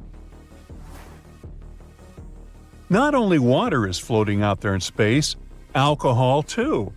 In 2009, scientists were examining a massive cloud of gas and dust in the center of our galaxy when they stumbled upon a surprise. There was ethyl formate within the cloud. This chemical is responsible for the sweet flavor of raspberries. They also found one more cool region. This one was brimming with ethyl alcohol, the same type found in many beverages. At the North Pole of Saturn, a mysterious storm is raging. It's ginormous, spanning an area larger than our planet and showcasing a beautiful but baffling hexagonal pattern. No one has understood yet why the storm has such a bizarre shape. After the hexagon was first discovered in 1987, it remained hidden in darkness up to the moment when sunlight exposed it again. Soon afterward, the Cassini spacecraft, designed to explore the Saturn system, provided a series of captivating images and even a video of the hexagonal storm. It turned out to be colossal in size. Its estimated depth is around 180 miles, and the eye of the storm is 50 times as large as the typical storm on Earth. The storm is also changing its color from blue to gold. Winds of hydrogen and ammonia surround the storm and move at more than 300 miles per hour. The storm has several centers. Some of them move clockwise, and others follow a counterclockwise direction. The largest vortex appears to be white, and it's twice larger than the standard hurricane on our planet. As for the hexagon itself, it's a jet stream made up of atmospheric gases. Experts refer to it as just a current of air and weather features. But there is one intriguing detail: a vortex sitting at a higher altitude than Saturn's clouds. It looks like a large towering structure. Saturn's auroras, triggered by the planet's magnetic field, are located atop of the hexagon, giving its appearance a mystical vibe. Astronomers have found a giant, likely active volcano near Mars's equator. It was literally hiding in plain sight. It's ancient and deeply eroded, but seems to be still functioning. There may even be remnants of a glacier ice near its base. That's why this discovery might indicate a promising new location to search for life, as well as a potential destination for future human and robotic exploration. The structure is still awaiting its official name. At the moment, it's referred to as the Noctis volcano. It reaches a height of 29,600 feet and spans an impressive 280 miles across. Such a giant size indicates that the volcano has been active for a very long time. In its southeastern part, there's a thin, recent volcanic deposit, and beneath, glacier ice might still be present. At a distance of 700 million light-years away from Earth, there's a gaping hole. A blank void with no galaxies, stars, planets, or asteroids. Literally nothing. The void is a roughly spherical region about 330 million light-years across. Our home Milky Way galaxy could fit there billions of times over. That's the mysterious Bootes void. It lies in the constellation of Bootes, the herdsman driving the plow around the North Pole. At first, this void had the name of the Great Nothing, but later it was given its current name. Now, we know that galaxies look like a giant web. Most of them are parts of long structures called filaments. Those wind through the cosmos, and when they meet, they form regions with a high concentration of galaxies. These regions are what we know as galaxy clusters, but between these clusters and threads, there are enormous empty voids that hardly contain any galaxies. Such voids actually make up almost 80% of the observable universe, and most of them are huge, from 30 to 300 million light-years wide. The Bootes void is one of the most massive ones. It has even earned the title of supervoid. Astronomers think it might be the result of a few smaller voids merging together. There is a diamond planet out there that orbits a star in the constellation of Cancer, completing one full rotation in a mere 18 Earth hours. The planet's scientific name is 55 Cancri E. The radius of this faraway world is twice as large as Earth's, and its mass is 8 times greater. The planet is scorching hot, the temperatures on the day side reaching almost 5,000 degrees Fahrenheit. But the coolest thing about 55 Cancri E is that, according to some specialists, at least a third of the planet's mass could be diamond. That's the equivalent of around 3 masses of our home planet. Sounds like big money floating out there in space. How about we calculate how much this planet could be worth? Wait, someone has already done it, and the number is astronomical, pun intended, of course. It's 26.9 nonillion, and if you're confused by this number as I am, that's 26.9 followed by 30 zeros. Now, for comparison, one of the most expensive diamonds on Earth ever is the Cullion. It costs a whopping $2 billion, and its original weight was a mind-boggling 3,106.75 carats. It was, and still is, the largest raw gem diamond ever found. Later, it was cut into many small diamonds. The largest of them is Cullion 1, which also goes by the name of Star of Africa. It has a carat weight of about 530, but imagine how much bigger and more expansive the Diamond Planet is. Nebulas are gigantic clouds of gas and dust, and some of them can have really unusual shapes, as if they were made this way on purpose. With time, gravity starts to pull these clumps of dust and gas together. They grow larger and larger, and their gravity gets more powerful. One day, this mass becomes so big that it collapses under its own gravity and forms new stars. Among some of the most beautiful nebulas out there, we must mention the Butterfly Nebula. Its wingspan is more than 3 light-years. And the structure inside the nebula is one of the most complicated ever observed. The central star, a white dwarf, is heated to an incredible 450,000 degrees Fahrenheit. It means it formed from a giant gargantuan star, likely more than 5 times the size of our Sun. The white dwarf is surrounded by a thick disk of dust and gas at the equator. It's what probably makes the whole structure look like an hourglass or a butterfly. The Ring Nebula looks like a giant cloud of dust and gas surrounding an old, almost extinguished star. At first sight, it does look like a ring, but astronomers say the nebula isn't a bagel, it's a jelly-filled donut. They must be hungry. The deep space colorful object, more than 2,000 light-years away from Earth, is actually a ring that wraps around a blue ball-shaped structure. Each end of the structure sticks out of the ring's opposite sides. The pillars of creation look like something out of this world. See for yourself. They're located 7,000 light-years away from Earth in the Eagle Nebula. That's a young cluster of stars just 5.5 million years old. On a space scale, they're just babies. Once, the Hubble Space Telescope managed to take an image of several dark silhouettes near the nebula's center. And now you can see them with your own eyes. Those are the so-called pillars of creation, an active star-forming region. Look at this famous image. The blue colors represent oxygen, red is sulfur, and green means the presence of both hydrogen and nitrogen. The pillars are also bathed in the ultraviolet light coming from a nearby cluster of young stars. Unfortunately, the winds from those stars are slowly but steadily eroding the magnificent towers of gas and dust.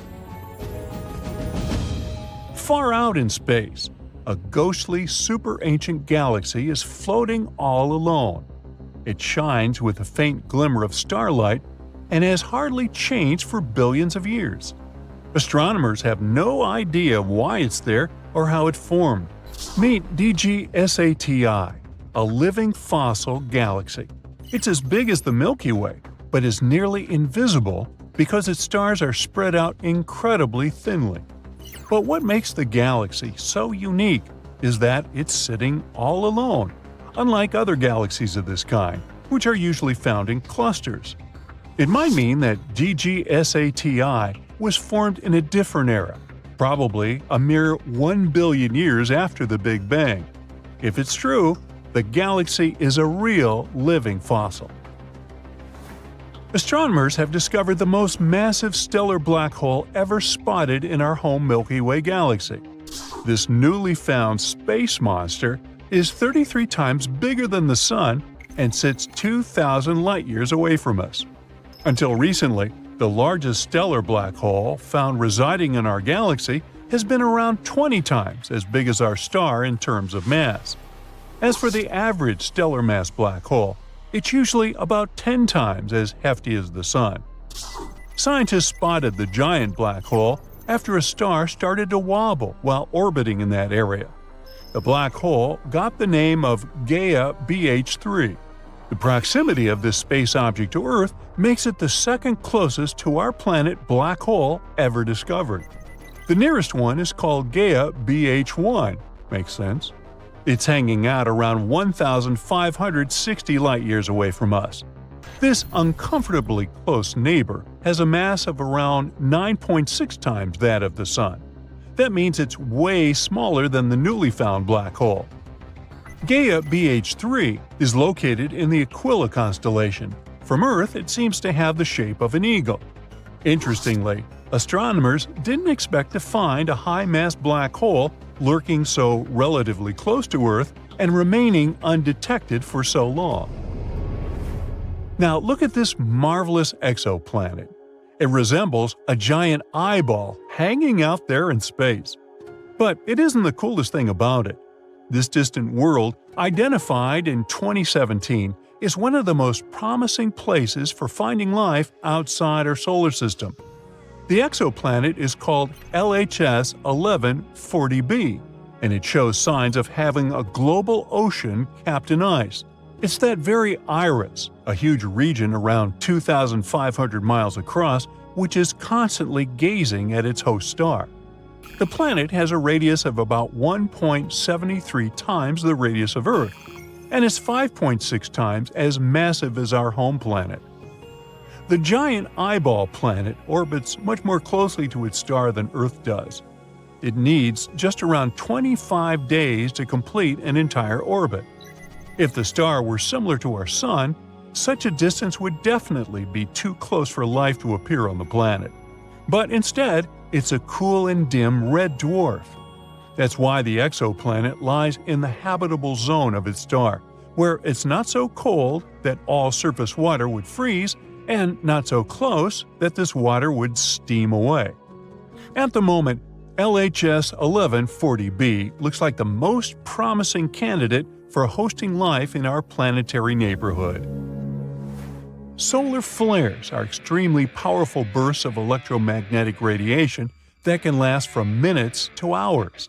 They occur when there's some magnetic disturbance in the Sun. Then, magnetic field lines in the atmosphere of our star get tangled and snap. This releases giant amounts of excess energy, including ultraviolet radiation and intense X-rays. These twisted lines appear in sunspots. Those are darker and cooler regions on the surface of the Sun.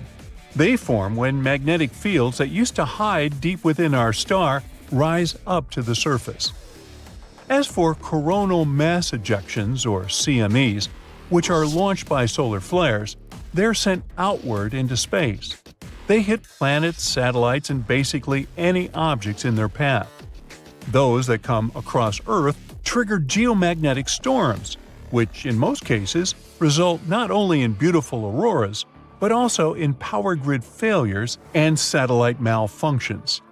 All these extreme solar phenomena, CMEs, sunspots, and solar flares, get much more intense during the peak of the Sun's 11-year-long activity cycle.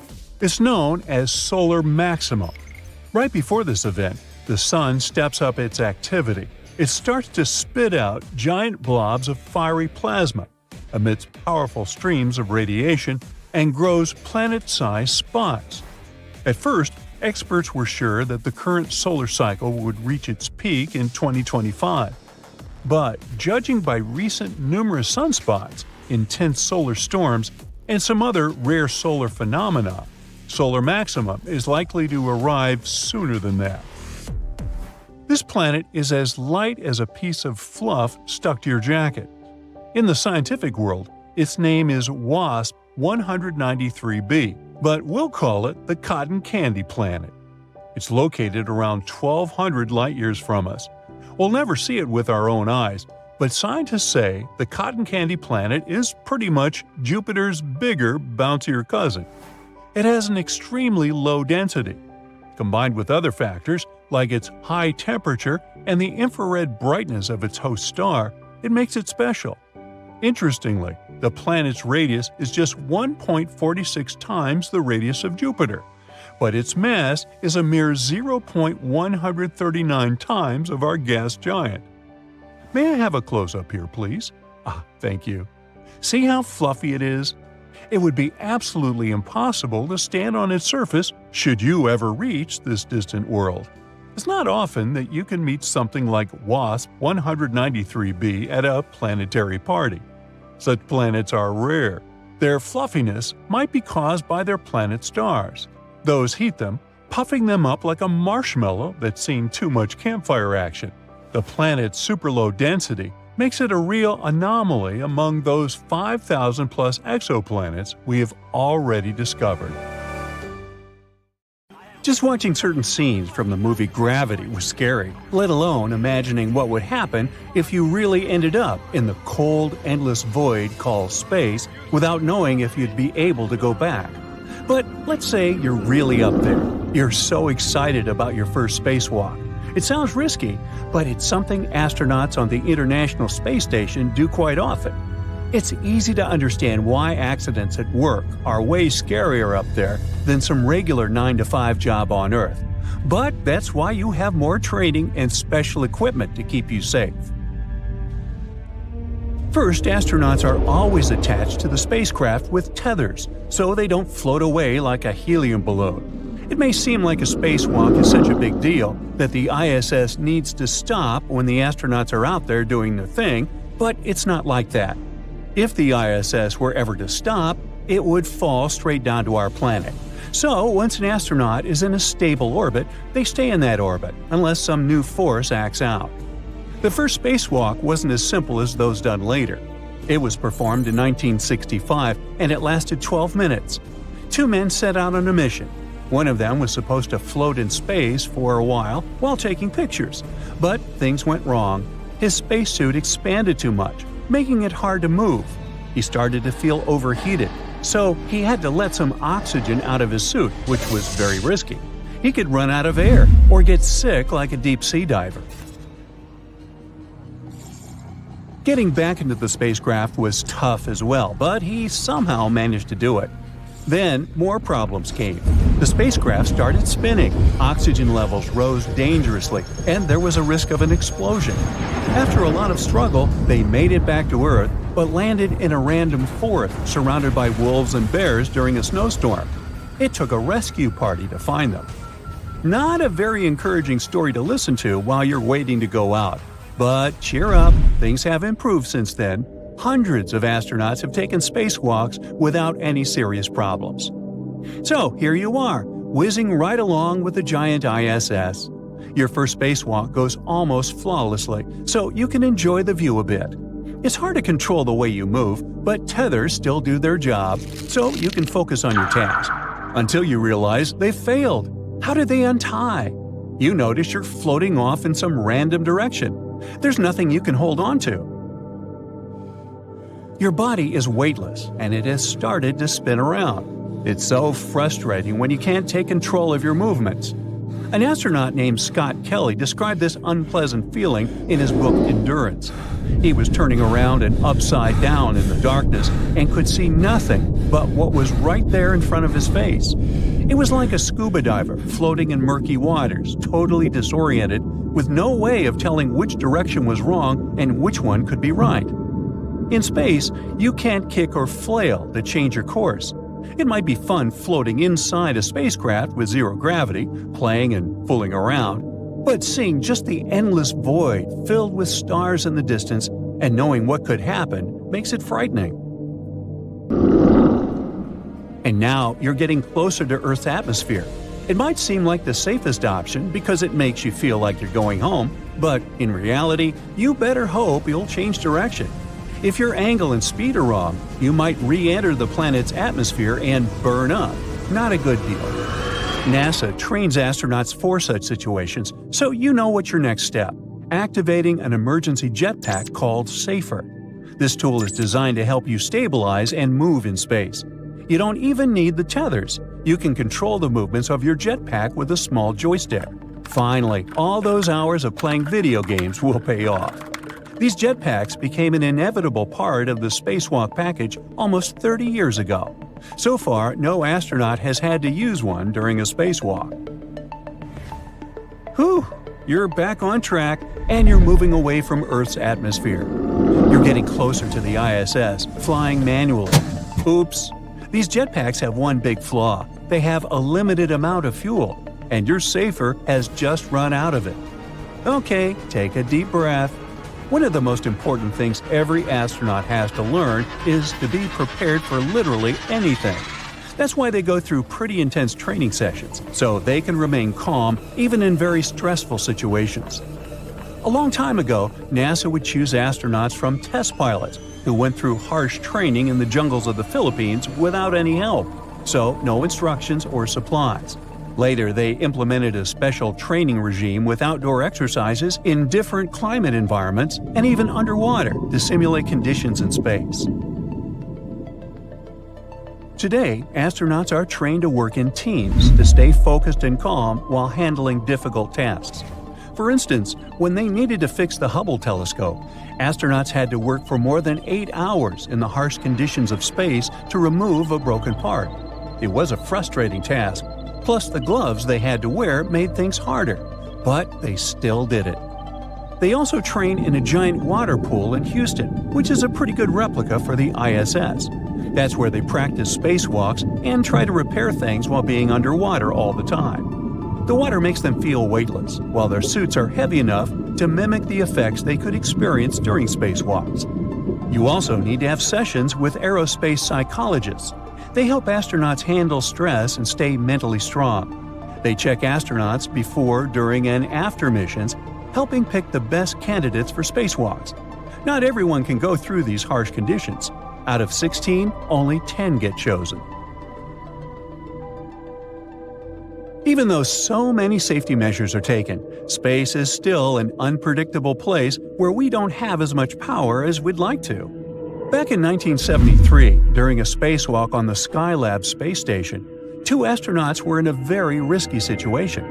They were out in space fixing things, but they didn't have the same handy jetpacks like astronauts do today. They could only rely on safety tethers. Suddenly, the solar arrays they were working on moved unexpectedly and pushed them out of their position, almost sending them drifting off into space. Thankfully, the safety ropes did their job. Strong, resistant to heat, and attached to astronauts' waists, these tethers can hold a weight of about 881 pounds. This accident happened before SAFER came into use. When up in space, a lot of things can go wrong, and sometimes even astronauts' training and equipment can't help solve the problem. That's where the Mission Control Center on Earth jumps in. Thousands of people work on Earth to support the astronauts on the ISS. But if the communication system doesn't work, or no one's close enough to help, that's where the rescue operation stops. You just continue to move in a random direction, waiting for the 7.5 hours of air you have to run out. Feeling hungry? Unfortunately, you can get nothing but some water you have in your helmet. Maybe you'd stop spinning at some point. The view would be fascinating. You could watch the Earth rise and set about 5 times, depending on where you are. And while you'd be getting farther away, and Earth would be turning into a small dot lost among asteroids, stars, and space debris, a random picture would come to your mind. A stunning sunset at the beach, the sound of waves, and your favorite pizza. Now, it's so far, it almost seems like part of another dimension.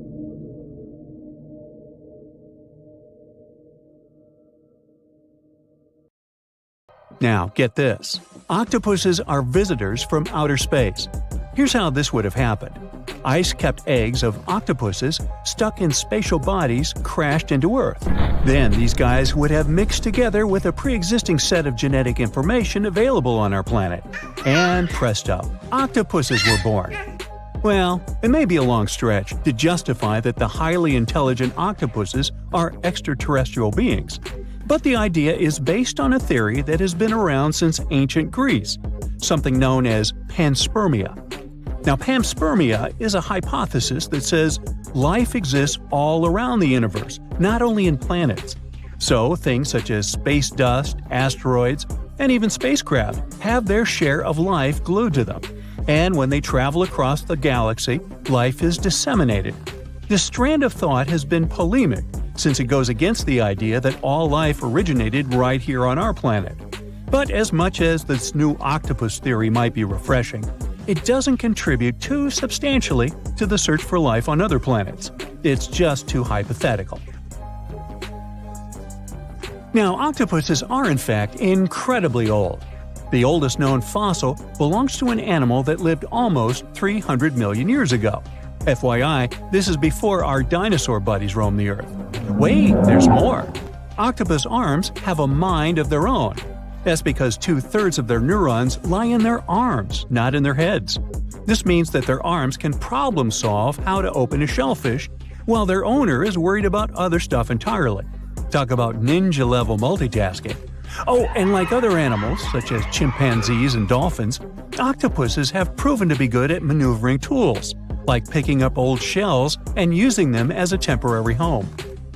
Now, of course, the most intelligent animals on our planet are humans, according to humans.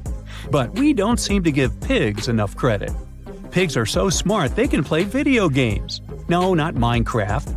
But in a recent academic study, scientists had 4 pigs play a joystick game. They had to manipulate the stick so that the moving ball would hit the wall and then they would get a treat. All 4 pigs did great in the test, which was surprising even to the scientists. Now, pigeons also aced an impressive test. They were trained to differentiate a Picasso painting from a Monet one, which they had no trouble learning. Then they were able to apply this knowledge, identifying works of art they had not previously seen, meaning they really understood the difference between each painter. Poor things are always seen as a nuisance. Now, if we placed kangaroos in an animal's most amazing ability contest, they'd win. It's mainly because they break the 4-legged rule. A special species of kangaroo, the red kangaroo, uses its tail to help propel it forward. Now, visually, it has 4 limbs, but in practice, it uses 5. They're biologically built to use their tail as a 5th limb, since it's packed with articulated vertebrae and thick muscles. Of course, it had to be an Australian animal. Okay, jokes aside, Australia is home to a variety of unique animals, like the most venomous snake in the world. This not-so-cute reptile is known as the inland taipan, and its venom is enough to take down 100 humans. And still, on the topic of dangerous animals, the island is also home to one of the world's most venomous spiders, the funnel web spider, which can be found not too far away from downtown Sydney. Yikes! The Little Mermaid may have shown us that life is good under the sea, but she didn't mention anything about the bizarre ways of the anglerfish. Anglerfish are those special types of fish that have a huge whip nose connected to the front part of their bodies. They look like they're forever holding a lantern in front of them, except that the little lantern they carry is a type of bioluminescence, and is far from romantic, as anglerfish use it to lure smaller fish in as their meals. It was back in 1999 that scientists discovered that these little guys spend most of their lives upside down. They had never seen anything like that. Hovering above the Pacific Ocean floor at a depth of around 16,400 feet, where light almost doesn't even reach, there they were. They do this because since they live so close to the seafloor, their built-in lantern illuminates the ground in search of food. They might be weird, but they're also pretty clever. Recently, scientists have discovered a species of animal that has neither a brain nor a head and is pretty smart. Meet the brittle star. This 5-armed creature is a bundle of nerves, and it has proved itself to be super clever. In a recent experiment, scientists would dim the light while they fed brittle stars their favorite treat, yummy shrimps. After 10 months of conditioning, these babies would creep out of hiding as soon as the scientists turned off the light in the room they were in. Surely they were expecting to enjoy a delicious meal. Now, we really shouldn't judge a brain by its size, or lack of brain in this case. There's something known as the orange cat behavior, and apparently it's not just a meme. So far, scientists have been able to understand that coat color is connected to a feline's gender. And since orange is an X chromosome, orange cats are usually males, like Garfield. The so-called orange cat behavior describes ginger cats as agents of chaos. Again, pretty much like Garfield. However, there haven't been any conclusive studies on whether coat color and cat behavior are truly linked. In terms of vision, mantis shrimps probably have the most psychedelic vision out of all animals. These funny-looking creatures have a whopping 16 varieties of photoreceptors, with 5 of them reserved for the ultraviolet or UV spectrum. Ultraviolet rays are really short wavelengths, which are invisible to humans. The thing science still doesn't understand is how exactly these mantis shrimp view the world around them. Sure, they can perceive a bunch of colors, but they can't necessarily distinguish all of these colors among themselves. It can be that they just see a lot of really vivid, really blurry colors, but we haven't figured out a way to check that out. Now, to say sloths are cute is an understatement. They may be one of the friendliest animals in the jungle, but there's more. If you look closely at their fur coat, you'll notice hints of green. These greeneries are actually tiny little algae that grow alongside sloths. They help sloths to camouflage better in the jungle, but they also nurture them. The little cracks inside a sloth's fur create the perfect environment for algae reproduction, and scientists have found species of algae that don't exist anywhere else in the world. They do get by with a little help from their friends. Deep within the Sahara Desert, you'll find a little creature known as the fennec fox. This huge-eared animal adapted perfectly to survive in its hostile environment. The huge ears help them to dissipate the unbearable heat of the desert, as well as help them to hunt for underground prey. Now meet this guy. Unlike what its name might suggest, the red panda is closer to a raccoon than it is to a giant panda. You'll find a lot of these cat-sized creatures in the Himalayan region, hopping from tree to tree and bundled together trying to keep warm in the harsh weather. They're gentle and friendly like their big panda cousins, and occasionally enjoy eating some bamboo sticks. And then there are bees. Compared to humans, bees' brains are the size of pinheads, yet they are capable of astounding things. Let's say a bee is running low on energy after a long search flight. This bee desperately needs a drop of honey in order to continue flying, but smartly enough, she doesn't need to go back to the hive to recharge.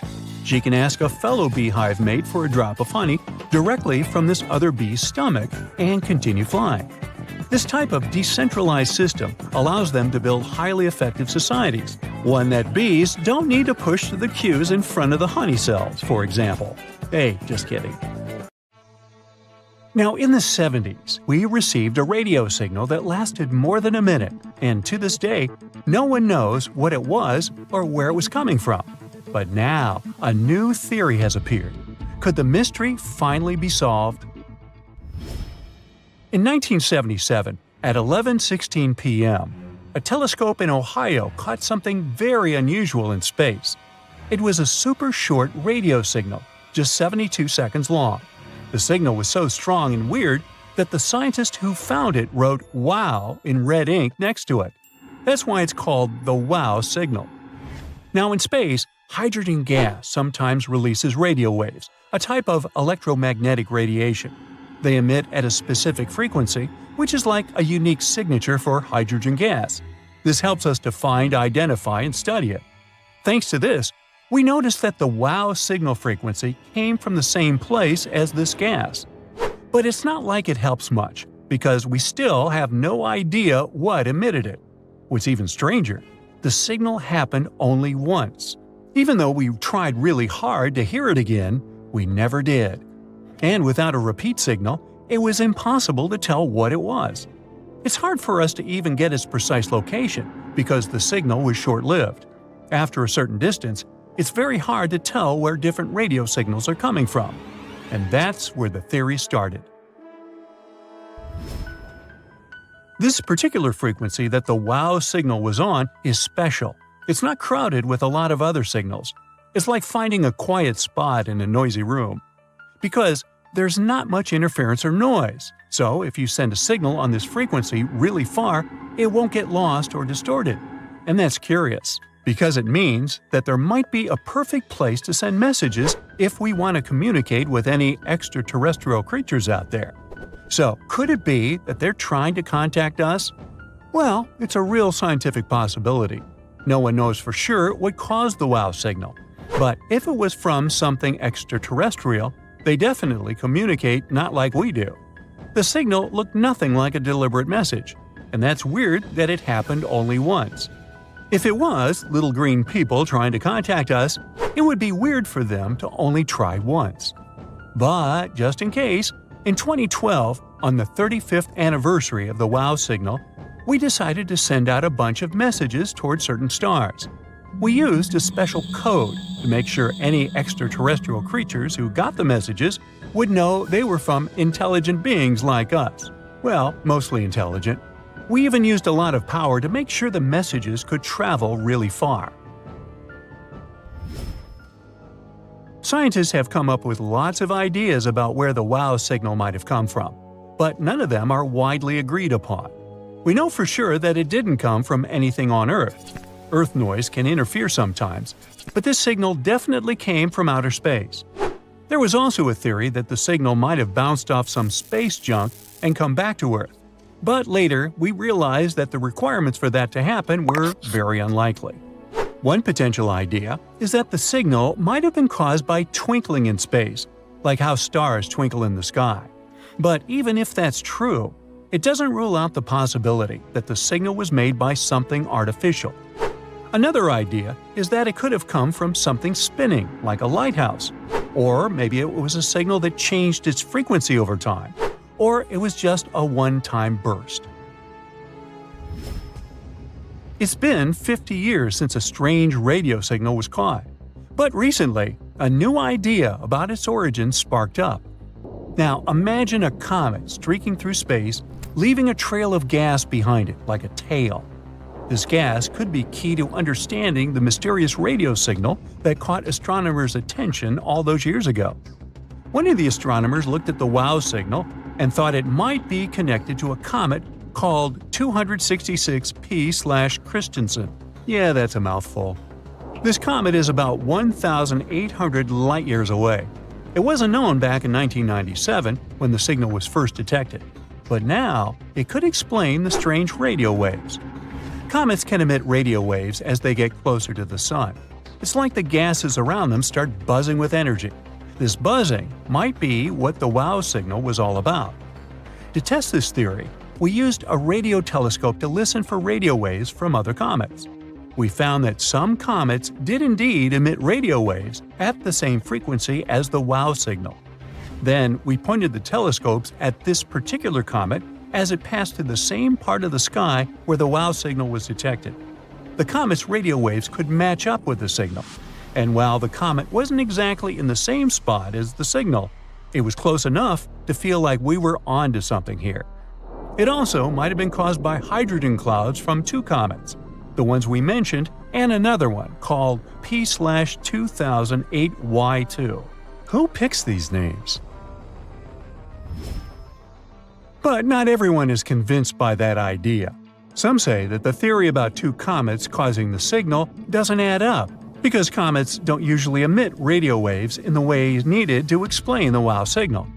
Also, the signal didn't repeat itself and only happened once, which is weird if it's really a comet. They spread out their gases over a large area, so the signal would have lingered longer. The telescope used to detect the signal should have picked it up twice in a short time span, but it didn't happen that way. Also, the comet wouldn't have moved out of the telescope's view so quickly.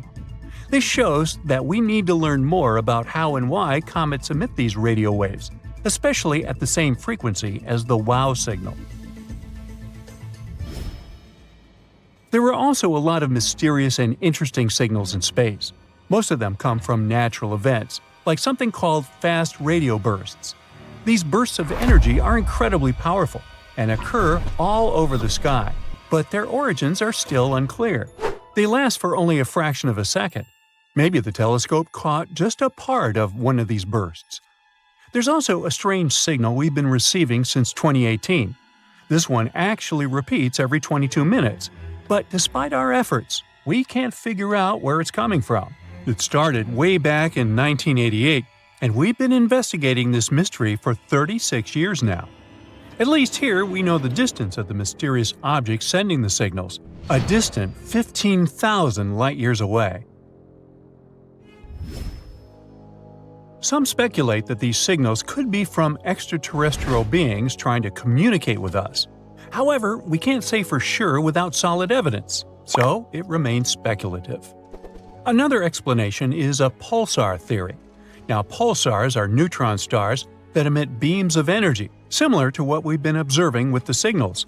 However, the behavior of the signals doesn't perfectly align with what we know about pulsars.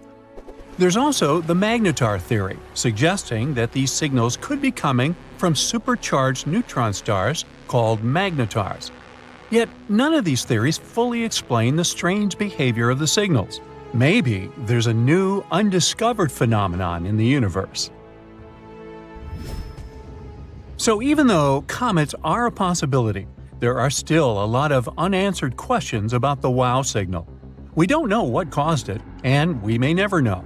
We don't even know if it came from deep space or from somewhere inside the solar system. In any case, even if the WOW signal had a natural cause, it doesn't mean that extraterrestrial life doesn't exist. The study that talked about this also discussed a sun-like star that could be a great place to look for signs of technology from space. There are 14 more stars similar to our Sun in space, although we're not totally sure about their brightness. This opens up exciting possibilities for hunting down signs of advanced civilizations beyond Earth. Ooh. So, Mars has several faces. No, really. Back in 1976, when the Viking 1 orbiter was checking out the red planet, it spotted something interesting, a big structure that looked like a human face. It was in the region called Cydonia. It soon became very popular. A bit later, we also discovered the so-called crown face in Libya Montes. Mars in general has a lot of strange structures on it. In 2022, we spotted a door-like structure there. NASA's Curiosity rover snapped some pictures of a rocky mound called East Cliffs on Mount Sharp. This mound has natural cracks in it, and one of them is about the size of a dog door, like something from an ancient Egyptian tomb. A lot of people hyped that story up.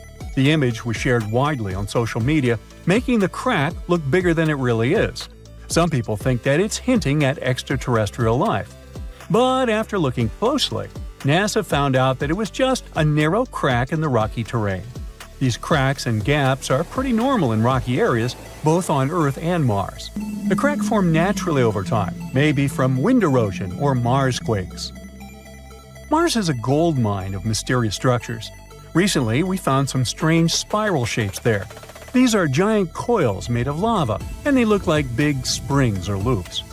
For years, we weren't sure whether Martian valleys were formed by lava or ice. These lava coils are shedding light on that mystery.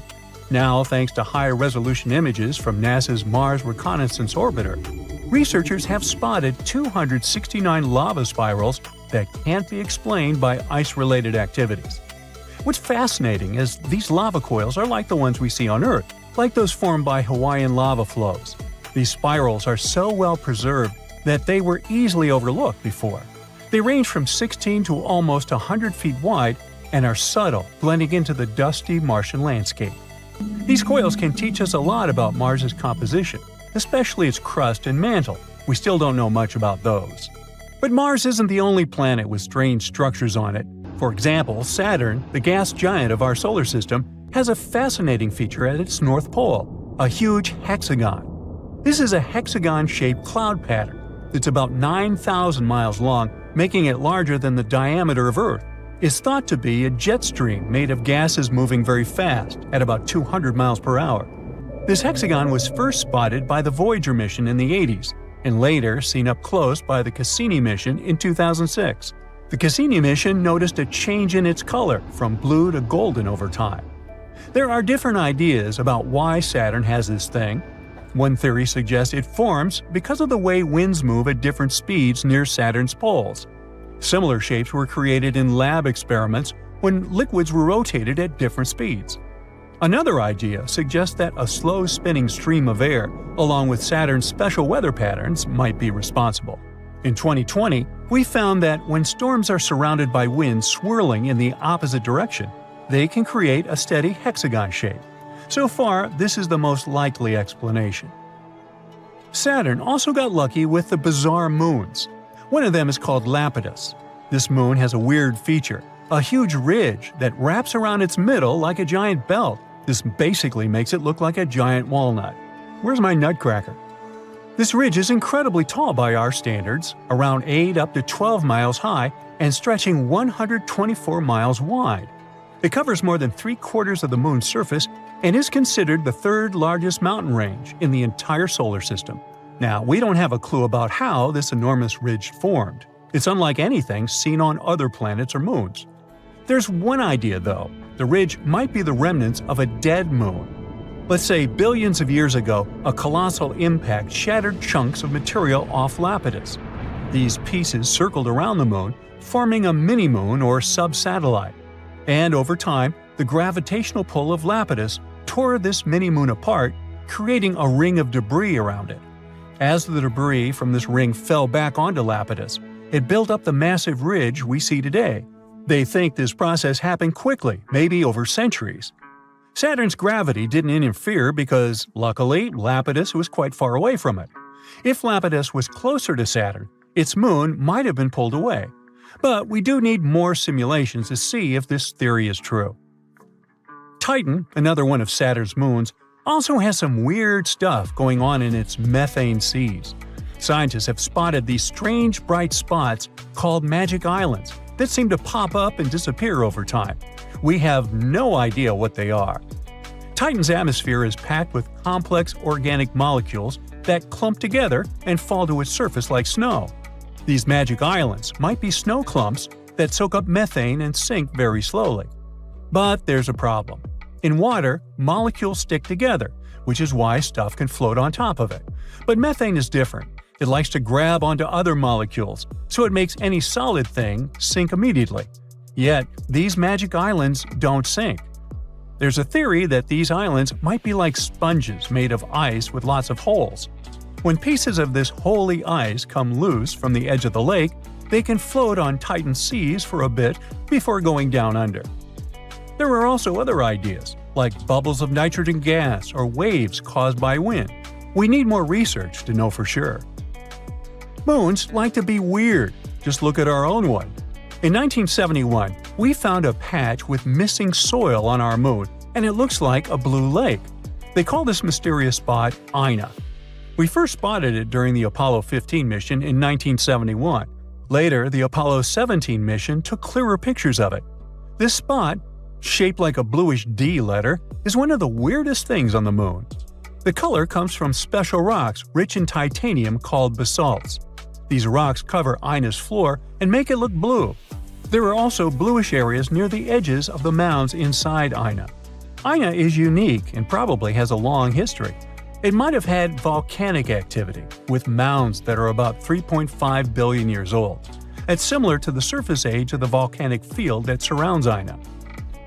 Now, our moon has its own face, just like those on Mars. There's an area near the moon's south pole that looks like a face, but it's just a bunch of craters and shadows that happen to make an image resembling a face when seen from far away. These craters have been there for billions of years and cover about 16% of the moon's surface. Some of these craters might even have water and ice inside of them.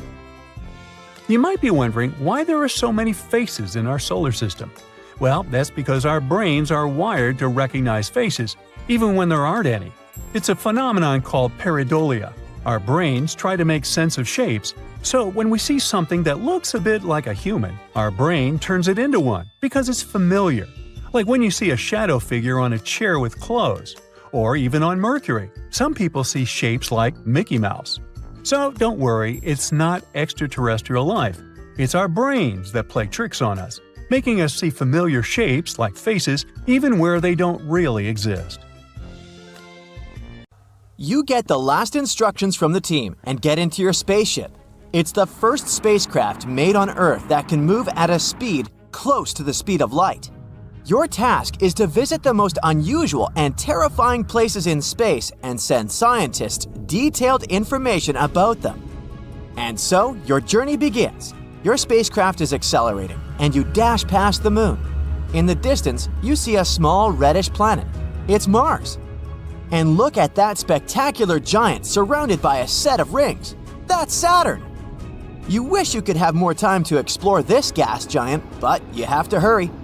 You pass by beautiful stars. Some of them are luminous, others have a reddish hue, and some seem to be dimming. That's Sirius, the brightest star in the night sky on Earth. It's about 8.6 light-years away from us, but you're traveling fast, and soon you see Polaris, aka the North Star, which is way further, 431 light-years away. Sometimes you manage to spot tiny dots circling these stars. Those are planets. And then, suddenly, you see nothing. At first, you're horrified. Something has gone wrong, and you've accidentally entered a black hole? Has your equipment malfunctioned? Because it seems that at a distance of 700 million light-years away from Earth, there's a hole. A blank void with no galaxies, stars, planets, or asteroids. You can't see anything. The void is a roughly spherical region of about 330 million light-years across. our home Milky Way galaxy could fit in there billions of times over. And then it dawns on you. What you're looking at is the mysterious Boötes void. It lies about 700 million light-years away from Earth in the constellation of Boötes, the herdsman driving the plow around the North Pole.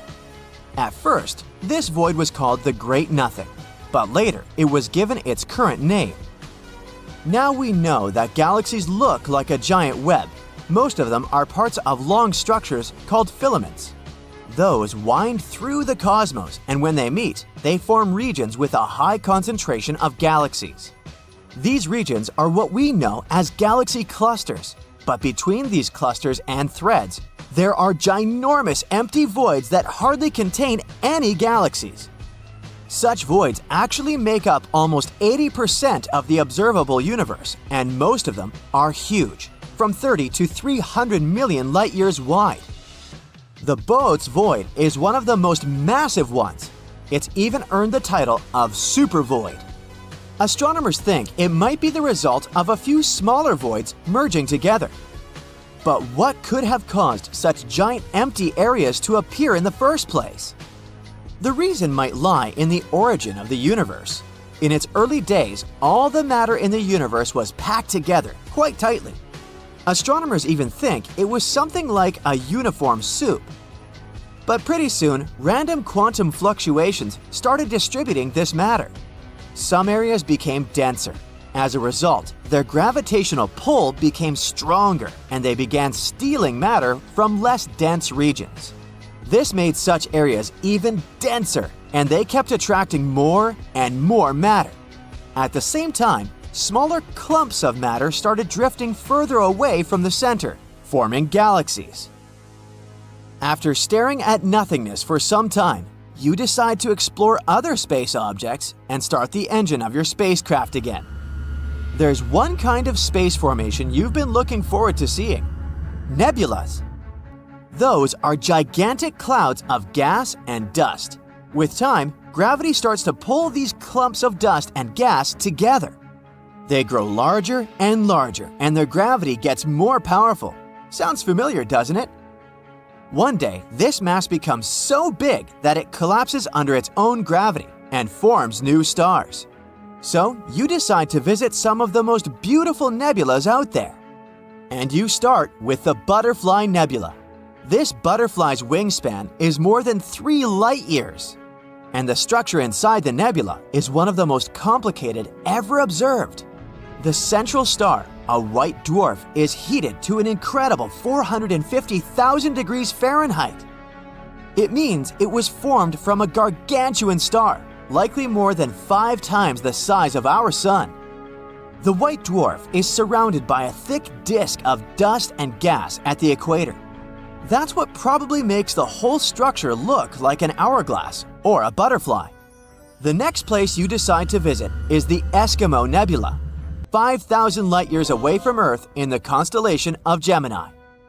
It was discovered more than 200 years ago and got its name for a reason. Its double shell formation looks like a person's face hidden in a padded hood of a winter jacket. But in reality, this parka is a disk of material with a ring of comet-shaped objects. And the tails of these objects stream away from the star at the center of the Eskimo Nebula. The bizarre orange streaks in the outer part of the cloud stretch light-years away in all directions. As for the Eskimo's face, even though it resembles a ball of twine, in reality, it's a bubble of material blown into space by the wind of high-speed material produced by the central star. Your next destination is the Ring Nebula. At first sight, it's a giant cloud of dust and gas surrounding an old, almost extinguished star, which does look like a ring. But astronomers say the nebula isn't a bagel, it's a jelly-filled donut. The deep space colorful object more than 2,000 light-years away from Earth is actually a ring that wraps around a blue, ball-shaped structure. Each end of the structure sticks out of the ring's opposite sides. Now you can head to a place called the Pillars of Creation. You find it more than 7,000 light-years away from Earth in the Eagle Nebula. That's a young cluster of stars just 5.5 million years old, space babies. Once, the Hubble Space Telescope managed to take an image of several dark silhouettes near the nebula's center. And now you can see them with your own eyes. Those are the so-called pillars of creation, an active star-forming region. And since you've already visited a star-forming region, why don't you drop by a living fossil galaxy? For example, DG-SAT-1. It's as big as the Milky Way, but it's nearly invisible because its stars are spread out incredibly thinly. But what makes the galaxy so unique is that it's sitting all alone, unlike other galaxies of this kind, which are usually found in clusters. It can mean that DG-SAT-1 was formed in a different era, probably a mere 1 billion years after the Big Bang. If it's true, the galaxy is a real living fossil. The next stop on your space sightseeing tour is the Black Widow Pulsar. Just like its spider namesake, this rotating neutron star is munching on its partner, a lightweight brown dwarf star. The more material the pulsar consumes, the more slowly it spins. The energy the neutron star is losing in the process causes the companion star to dwindle. Oh, look at this! That's a stellar nursery in the constellation of Centaurus. But even though this place might be called nursery, it's anything but peaceful or safe. This region, made up of hydrogen and newborn stars, is located in a nebula in the constellation of Centaurus, around 6,500 light-years away from Earth. The intense energy these baby stars emit makes hydrogen clouds glow ominous red. This energy is so powerful that it's eating away dark clouds of dust, and they're disappearing like lumps of butter on a hot frying pan. You're continuing your journey when you see something absolutely amazing, a cloud of water floating in space. To be more precise, it's a cloud of water vapor surrounding a supermassive black hole 12 billion light-years away from Earth. The cloud contains 140 trillion times the entire volume of water on our planet. Astronomers believe this water cloud appeared just 1.6 billion years later than the universe itself. Picture this. You're planning your dream holiday, but instead of going to a tropical beach or a bustling city, you're thinking about going to space. Imagine yourself floating, weightless, looking down at Earth from a whole new perspective. The beauty and wonder of our planet become even more evident when you're viewing it from a distance. And now, this dream can come true. Yes, you heard that right. Space tourism. Space tourism is something that has fascinated people for generations. This idea has been around for almost 20 years. We've seen it in movies and read about it in stories. But now, thanks to advancements in technology, it's finally becoming a reality. The first space tourist was a businessman named Dennis Tito. He visited the International Space Station in 2001. Sounds incredible, but here's the catch. Tito's trip cost a mind-boggling $20 million. That's a lot of money, and it made space travel seem like a dream that only the super rich could afford. And it's true that space tourism can be quite expensive. But a lot of time has passed since that day, and now space tourism is becoming more attainable for people who aren't billionaires. Of course, the industry is still in its early stages, but the demand for it is skyrocketing, pun intended. Experts believe that it will continue to grow at an incredible rate of around 40% every year from 2023 to 2030. So, with all this in mind, let's talk about what awaits us in the near future. There are different types of space tourism. First up, we have suborbital spaceflight. It's the trip where you reach an altitude of over 300,000 feet, which is way higher than any airplane can go. In fact, it's so high that you cross a special line called the Kármán line, which marks the boundary of outer space. How cool is that? So it's basically like a quick jump into space and back. So let's talk a bit more about suborbital spaceflight. Imagine you want to go on vacation to Sydney, but you live in London. Normally, it would take you about 22 hours to get there by plane, That's a really long time to sit on a plane. But guess what? Scientists and engineers are working on a new way of traveling that could make the journey from England to Australia super fast and exciting. Suborbital space trips could be used for quick travel between different cities on Earth. Instead of flying in a regular airplane, you would hop on a spacecraft that can go really, really fast. According to a recent study, in the near future, it might be possible to fly from London to Sydney in less than 2 hours. Just imagine how amazing that would be. You would zoom up into space, see the Earth from above, then come back down in no time at all. What an adventure! This study, conducted by the UK's Civil Aviation Authority, was all about understanding how our bodies react to trips outside Earth's atmosphere. To figure this out, the researchers needed some brave volunteers. They recruited 24 healthy people between the ages of 32 and 80. These volunteers were taken to a special training facility called an RAF centrifuge in Cranwell. A centrifuge is a big machine that looks like a giant spinning chair. The volunteers were sat in there to experience a simulation of spaceflight. They were spun around, and their bodies felt the pressure and changes in gravity that happen when you go into space. Almost everyone handled the simulation pretty well and quickly returned to normal. One person even briefly lost consciousness, but it was because of the gravitational forces, and they recovered soon after. Now, this study found some surprising things. Many people think that you have to be really fit and young to handle space flights. But the research showed that older people can actually cope better with all this gravity craziness. So even if we don't develop space tourism in the next decade or two, you'll still have a chance to visit space, even when you get old. Right now, there are two big players in the suborbital spaceflight game: Virgin Galactic and Blue Origin. Both of these companies have rocket-powered systems that can take up to 6 passengers on a thrilling ride. Virgin Galactic has already had 4 successful flights, but they recently ran into some financial trouble. On the other hand, Blue Origin has flown 32 passengers on their new Shepard rocket. The catch is pretty obvious. Right now, space tourism is super expensive. Companies can charge a whopping £350,000 per seat for these flights. But don't worry, things are about to change soon. Experts believe that space tourism will grow in the coming decades. It will be kinda similar to what happened to airplanes. Right now, the cost of a quick trip to space is very high. But as time goes on, the prices will go down.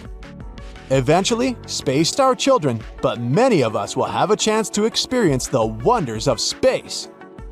As technology advances, we might even be able to plan rocket-powered holidays in the future. Can you imagine telling your friends that you went on a vacation to space? What a flex! And now, let's talk about orbital spaceflight. This is the real deal, where you get to spend more time in space. Instead of just a few minutes, you can spend anywhere from a few days to over a week up there. And we're not talking about a measly 300,000 feet anymore. We're talking about going over 1.3 million feet high. So whether you're up for a quick jump into space or a longer adventure orbiting our planet, space tourism has something for everyone. Sky is no longer the limit. But space tourism isn't all fun and games. There are some challenges we need to consider too. First off, let's talk about the environment. Launching spacecraft and rockets takes a lot of energy and can create air and noise pollution. This can seriously harm our atmosphere. We don't want to trade a cool space trip for a damaged planet, right? Next, there's the issue of safety. Space travel is still risky, and accidents can happen. Even with safety protocols in place, there's always a chance of something going wrong. And if it does, the consequences could be really, really bad. Yikes! Space debris is another concern. Every time a spacecraft is launched, it leaves behind debris that can stay in orbit for a long time. As more launches happen, the amount of debris keeps growing. This can cause problems for other spacecraft, and even small pieces of debris can cause damage. Space travel also requires a lot of resources like energy, fuel, and materials. Using up these resources too quickly could have long-term consequences for our planet and future generations. We need to make sure we're not depleting everything in our quest for space exploration. Oh, and let's not forget about all the legal stuff. The rules and regulations for space tourism are still evolving, and it's not always clear who should be responsible if something goes wrong. Plus, there are concerns about how space tourism might affect international space laws and treaties. We don't want legal chaos in the final frontier.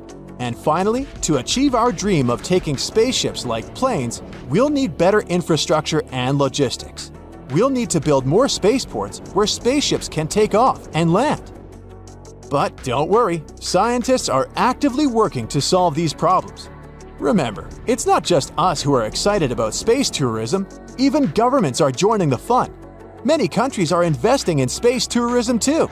It's a global phenomenon. So even though there's still a lot to develop in this industry, it's pretty obvious that the aviation industry might go through a big revolution. Traveling long distances would become much quicker and more exciting. And judging by the way development is going, the first big breakthrough in this area will be made in North America. So, get ready for a new era of travel. What an exciting time to be alive, right? The universe is calling, and it's time for us to answer. Stay tuned! Buckle up, fellow space enthusiasts, because we're about to uncover the celestial secrets that have been unveiled this year. From giant stars to organic molecules, this year is going great for astronomers. So let's catch up on all the excitement you might have missed in 2023. First of all, we've discovered some real astral monsters. Imagine looking up at the night sky and seeing stars that are not just big, but absolutely enormous. Scientists have been using a special telescope called the James Webb Space Telescope to explore the early days of the universe. And during their adventure, scientists stumbled upon ancient stars that are 10,000 times bigger than our sun. Yes, you heard it right, 10,000 times. These giants of the stellar world were some of the very first stars ever to form in the universe, billions of years ago. Imagine a globular cluster as a massive cosmic crew, where each group consists of a whopping 100,000 to 1 million members. These clusters are like giant family gatherings, with all the stars being born around the same time. But what makes these newly discovered monsters so special? Well, their cores, or their central parts, are way hotter than what we see in stars today. Scientists think that this intense heat might be due to a lot of hydrogen burning at really high temperatures. It's like they're having a galactic barbecue party. Something fascinating happens in these globular clusters. The smaller stars crash into the supermassive ones and gain extra energy, like a power-up. But here's the twist. Most of these clusters are now getting old, and the supermassive stars disappeared a long time ago. We can only see hints of their existence in the clusters we observe today. Scientists study them by just the mysterious traces of their grand presence. The discovery of these monster stars is incredibly important for our understanding of the universe. If scientists can gather more evidence to confirm their existence, it would be a major breakthrough. It would help us learn more about globular clusters and how supermassive stars form in general. But that was only the first fascinating discovery of 2023. Although the next one is kinda sad. You know those beautiful rings that make Saturn look so fancy? Well, guess what? They might disappear in the not-so-distant future, astronomically speaking. NASA's Cassini mission, which explored Saturn from 2004 to 2017, gathered some fascinating data about the rings. During Cassini's grand finale, when it did some cool maneuvers between Saturn, scientists noticed something surprising. The rings were losing a lot of mass every second. Tons of it. That means this magnificent halo will only stick around for a few 100 million more years, at most. That may seem like a long time for humans, but in the grand scheme of the universe, it's just a blink of an eye. The important thing is that we've learned that huge rings like Saturn's don't last forever. they eventually fade away. Oh, well, at least you and I personally won't catch this moment. Scientists have a fun theory about what will happen when Saturn's rings disappear. They think that the other ice and gas giants in our solar system, like Uranus and Jupiter, might have once had massive rings too. But over time, those rings wore down and became more like the thin, wispy bands of asteroids like what Uranus has now. Saturn's rings are mostly made of ice, but they also have a sprinkling of rocky dust. This dust comes from asteroids and teeny tiny meteoroids crashing into the celestial objects and breaking apart. It's like a snowstorm of icy particles and space debris. The research also revealed that Saturn's rings appeared long after the planet itself formed. They were still forming when dinosaurs roamed the Earth. So, in terms of astronomical age, they're actually quite young, only a few 100 million years old. This discovery has got scientists all excited because it means something dramatic happened in Saturn's past to create this stunning icy disk. But this is a mystery waiting to be solved. Scientists want to figure out what exactly caused the rings to form and why they have such a breathtaking structure. Let's hope they'll figure it out. But moving on to something more optimistic, we have another exciting space news.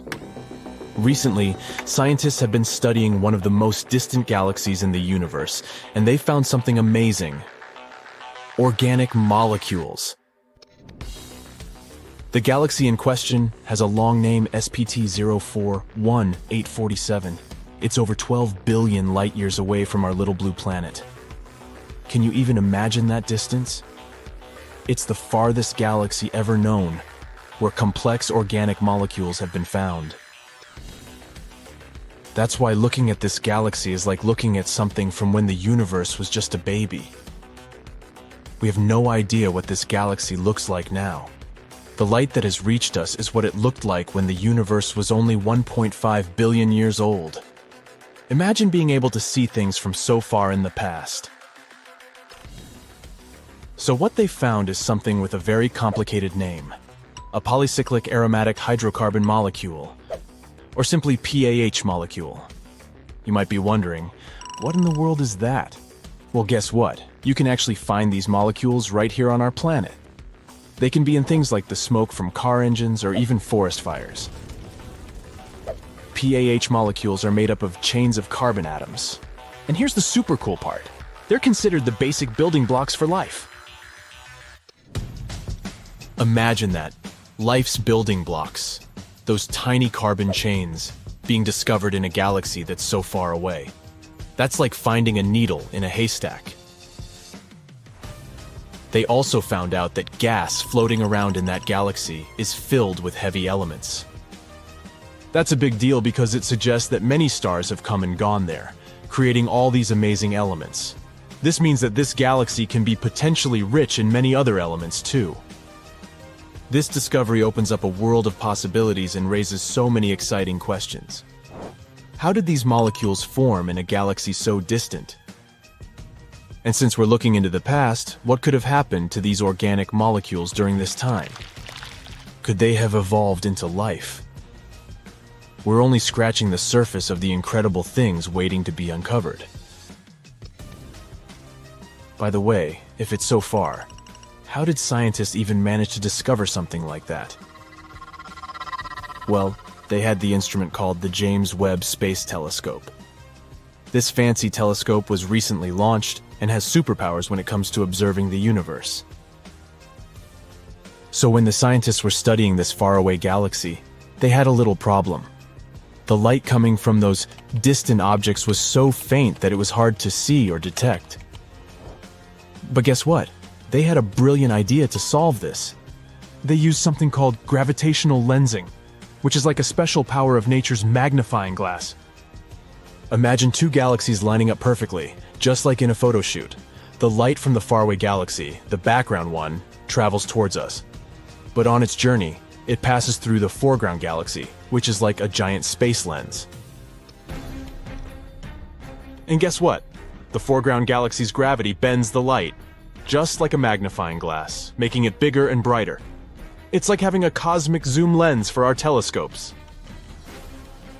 This bending of light creates a super cool shape called an Einstein ring. It's like a halo, or a ring of light surrounding the foreground galaxy, basically a nature's way of showing off its magical powers. With gravitational lensing and these beautiful Einstein rings, scientists can see distant objects more clearly and learn amazing things about the universe. And thanks to all that, they managed to uncover the hidden chemical interactions from the early galaxies. Isn't that incredible?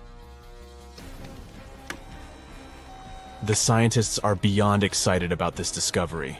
They never expected to find such complex organic molecules in a galaxy that's incredibly distant.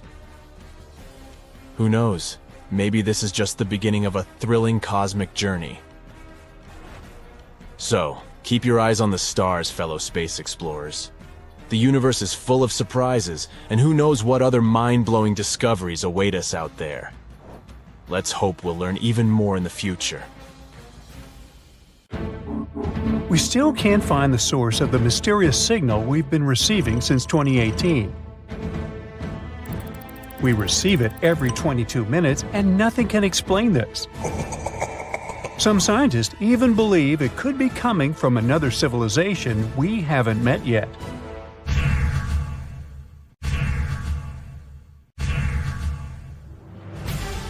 This strange radio signal wasn't found by a scientist on a serious mission. It was actually discovered by a college student just doing a regular project for school. Tyrone O'Doherty, an undergrad student at Curtin University in Australia, was sifting through old data of the southern sky. He was looking for any weird blinking radio signals. He finally stumbled upon one from 2018 that seemed to shoot radio waves towards Earth like a lighthouse beam. Excited about his find, Tyrone shared it with his mentor, radio astronomer Natasha Hurley-Walker. She dove into researching this signal, hoping for a breakthrough. But despite checking different frequency data, they hit a dead end. But then, Natasha spotted a pattern. The signal repeated every 18 minutes. This was huge. But just as they were gearing up to study it further, poof! The signal vanished after only 3 months, leaving them with nothing. Not giving up, Natasha and her team scanned the skies again, desperate for a clue. Months passed, but nothing turned up. They were ready to give up, and then suddenly, a new signal popped up. This one kept blinking for 5 minutes, then it disappeared. And then it came back exactly 22 minutes later. The main question was if that signal was related to an 18-minute one. To figure it out, Natasha went back to the old radio data from that area. As they dug deeper, they realized that, yes, and these signals aren't anything new. They've been beaming towards Earth for 35 years.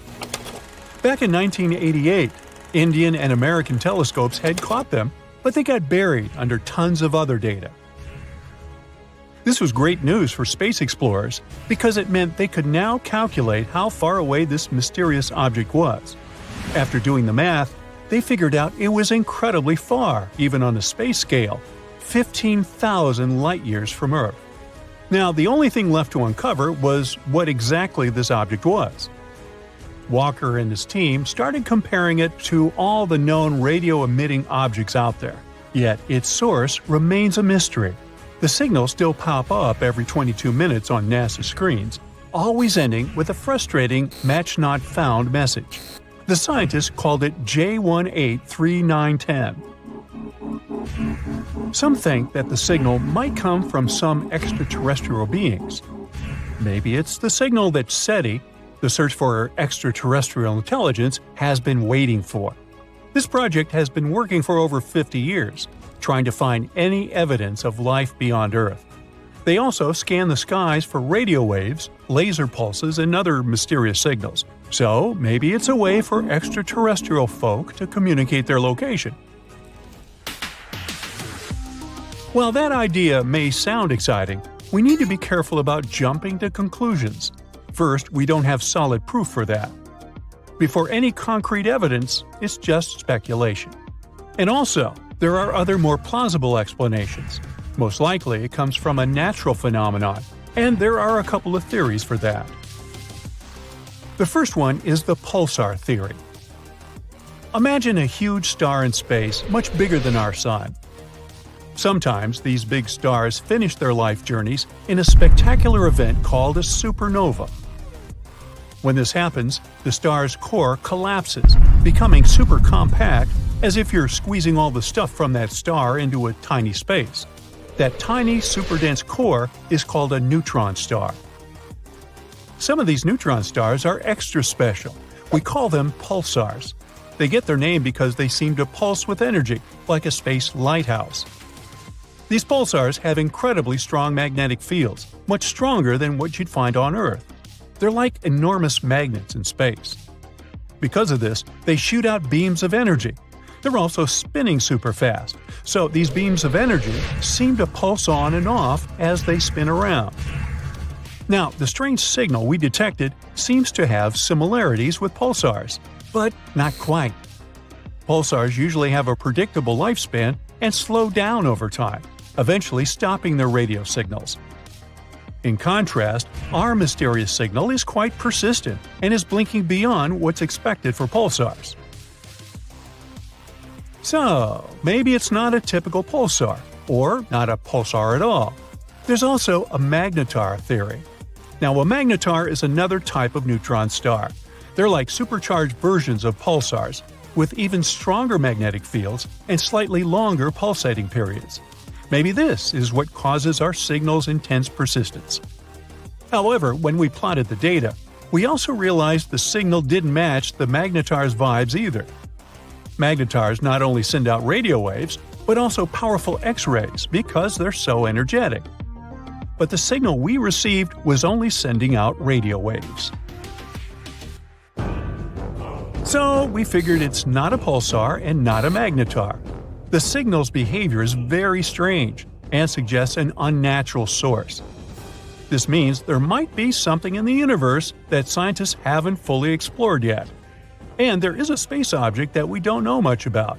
The final theory is the so-called dwarf pulsar. Sounds a little dopey to me. Couldn't help myself. Now, a dwarf pulsar is like a star that blinks with light flashes, similar to pulsars, but it takes longer for each blink. Usually, white dwarfs are the leftovers from smaller stars.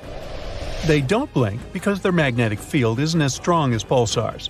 But when a white dwarf becomes pretty hefty, almost the mass of our Sun, it gets super dense and starts pulsating with a strong magnetic field, just like pulsars. They have a cool quirk. White dwarfs are made of electrons, not neutrons like pulsars. When these charged electrons start dancing with a magnetic field, they shoot out periodic light flashes, which happen every 100 to 1,000 seconds. As you remember, our signal has a period of 22 minutes, 1,320 seconds. A bit longer than the usual white dwarf pulsars, but it's much closer to the truth. So far, this sounds like the most plausible explanation. But even this theory isn't fully confirmed yet. This just shows how much there is in the universe that we're still figuring out. For example, fast radio bursts, another mysterious type of signal we've been detecting. They're like quick, intense bursts of energy in the form of radio waves. They have a ton of energy. FRBs are so powerful that sometimes they can be brighter than entire galaxies. Now, imagine this. They release as much energy in a few milliseconds as our Sun does in 3 whole days. Wow! These bursts happen all over the sky with huge frequencies, although some have been detected with lower frequencies. Every day, we catch around 10,000 random FRBs in the sky. Some of them repeat, but most happen once and disappear forever. Unfortunately, most of them only last for a fraction of a second, and by the time their energy reaches us, it's 1,000 times weaker than a mobile phone signal from the moon. This is why, despite their brightness, there's still a lot we don't understand about them. We're still trying to figure out what causes these FRBs. They could be coming from different sources, like already mentioned magnetars, colliding stars, or even merging galaxies or white dwarfs. As these bursts travel through space, they pick up information about the cosmic environments they pass through, like interstellar gas clouds. It's very unlikely that FRBs are some messages from extraterrestrial beings, though. Not only because there are thousands of them every day all across the sky, but also because we know that the sources of these bursts must be incredibly energetic themselves. Our neighbors would have to have equipment stronger than entire galaxies for that. But the bottom line is, while all these signals are fascinating, there's still a ton to learn about them.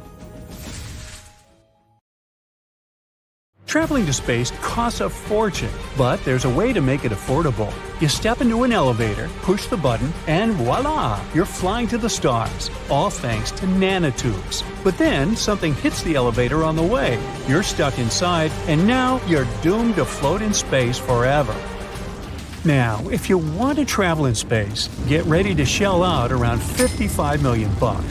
But in the near future, you'll probably be able to travel to space with just the push of a button without breaking the bank, because space elevators might come into play. While the idea of galactic lifts seems like something out of a sci-fi movie, it is a real possibility that could revolutionize space travel. With an estimated cost of $8 billion, space elevators could be a one-time investment that would last us forever. NASA alone spends around $2.7 million on rocket fuel per minute. To launch a rocket, they need to pay up to $178 million.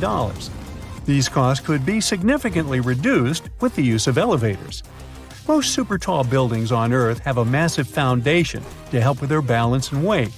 As you look up, they get thinner and thinner.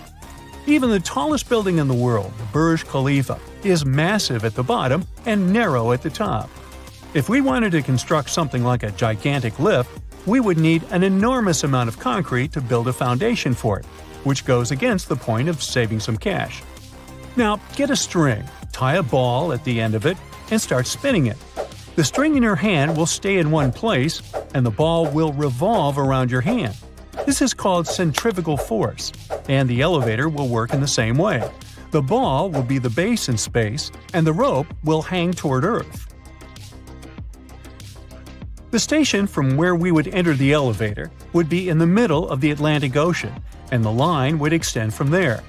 For this to be possible, the line must be perfectly synchronized with Earth's rotation. Otherwise, it would simply break or wrap around the Earth like a scarf. Also, the orbit the line would be following should be a perfect circle, because the line wouldn't be able to get shorter or extend. A bunch of research has been done using algebra to find the ideal solution.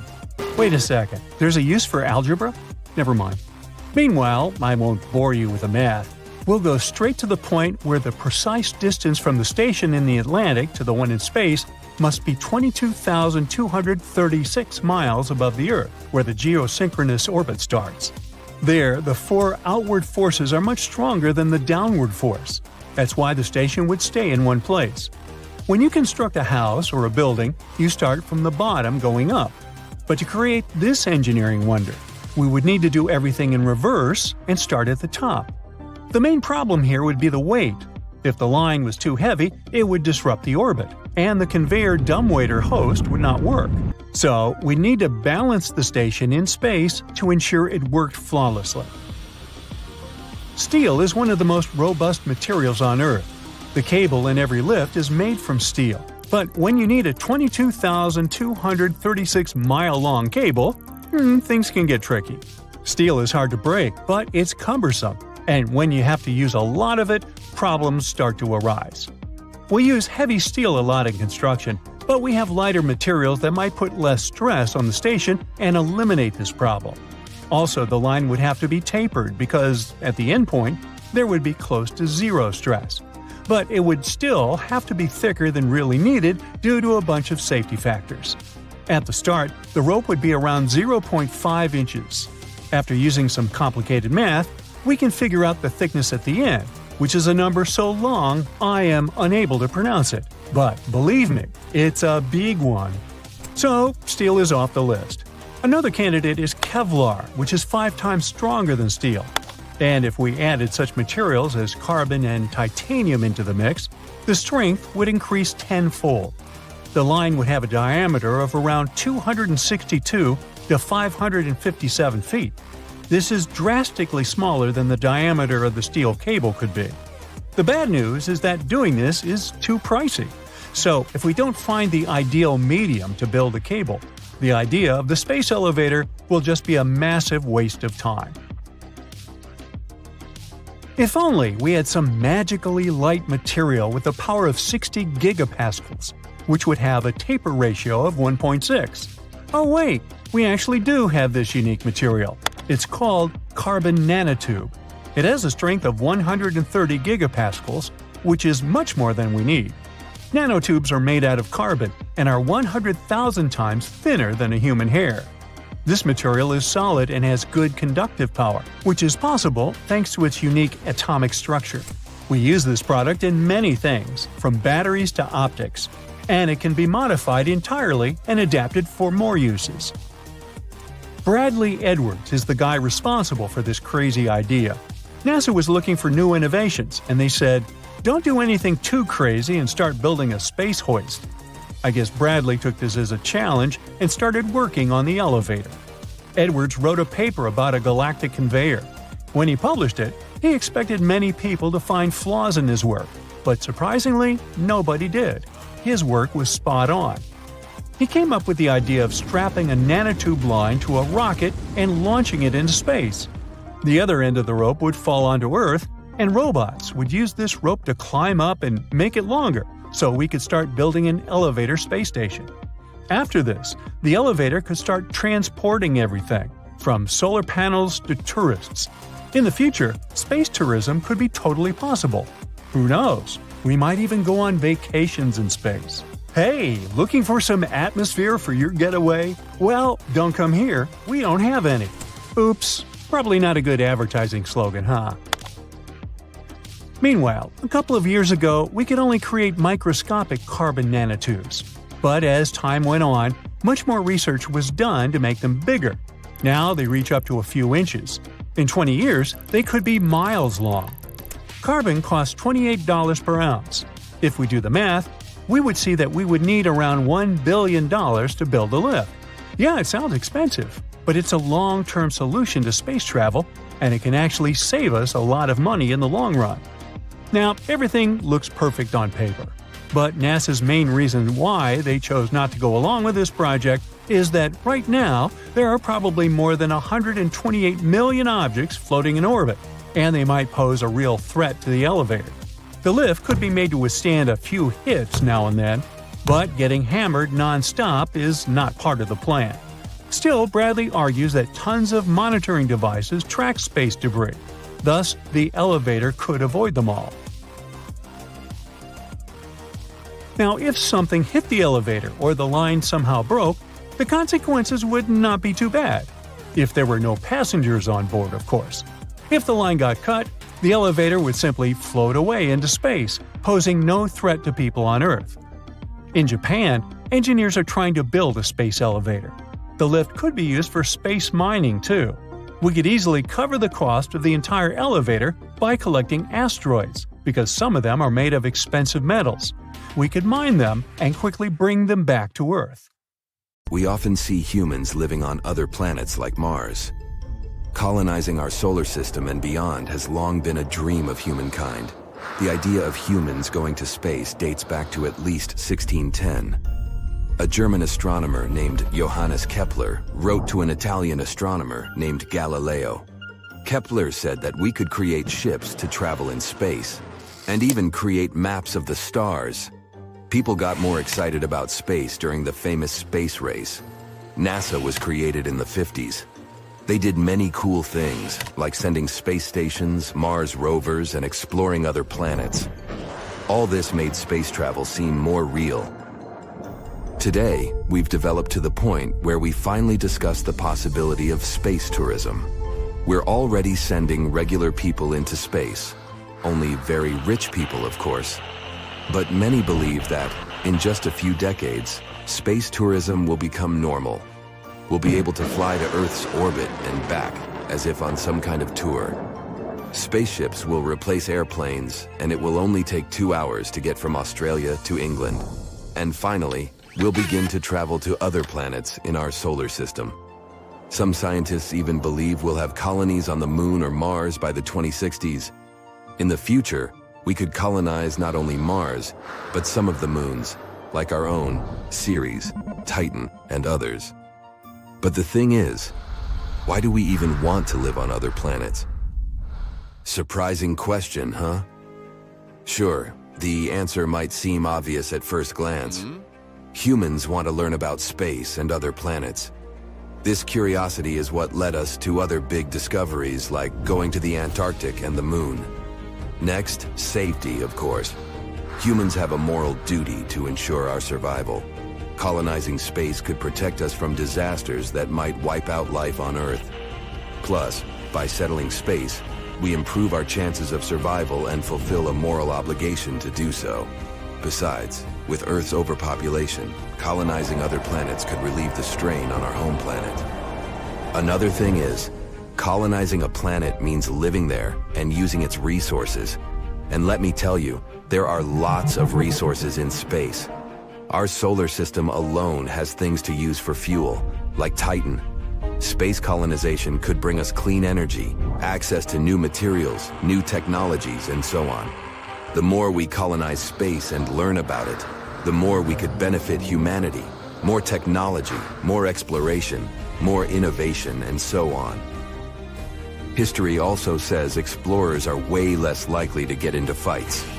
Expanding and exploring, scientists claim, keeps us busy with cool discoveries, growth, and research.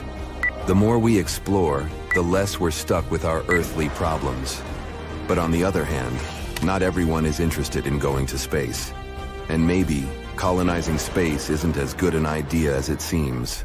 First of all, is it even possible? Some people say that living in space is just too far-fetched. You might have heard about terraforming.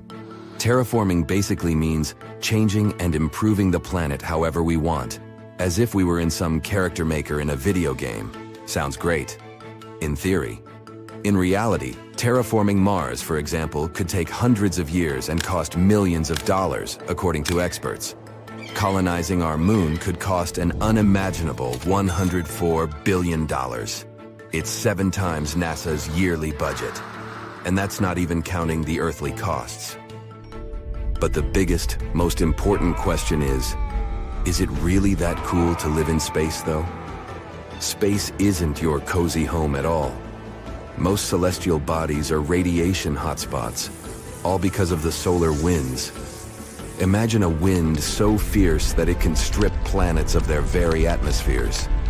Our sun is a real danger to each planet in the system. Yes, including our own Earth.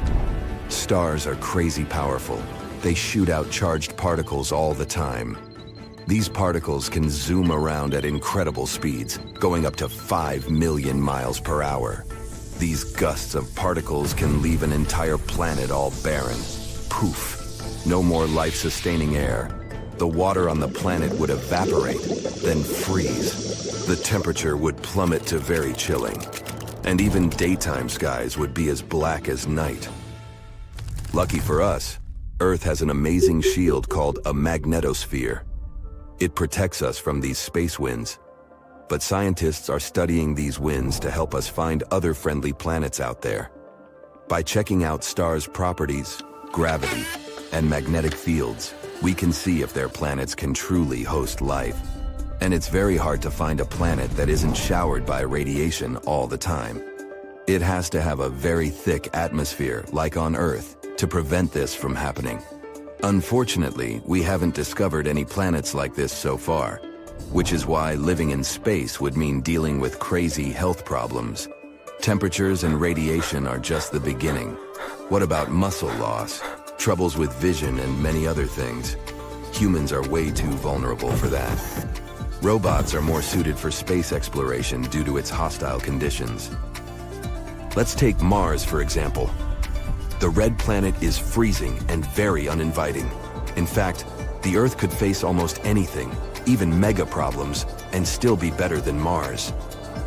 Mars is a desert with barely any water, very far from the idea of a dream home. Let's imagine that the Earth's air get polluted. Mars still wouldn't be better.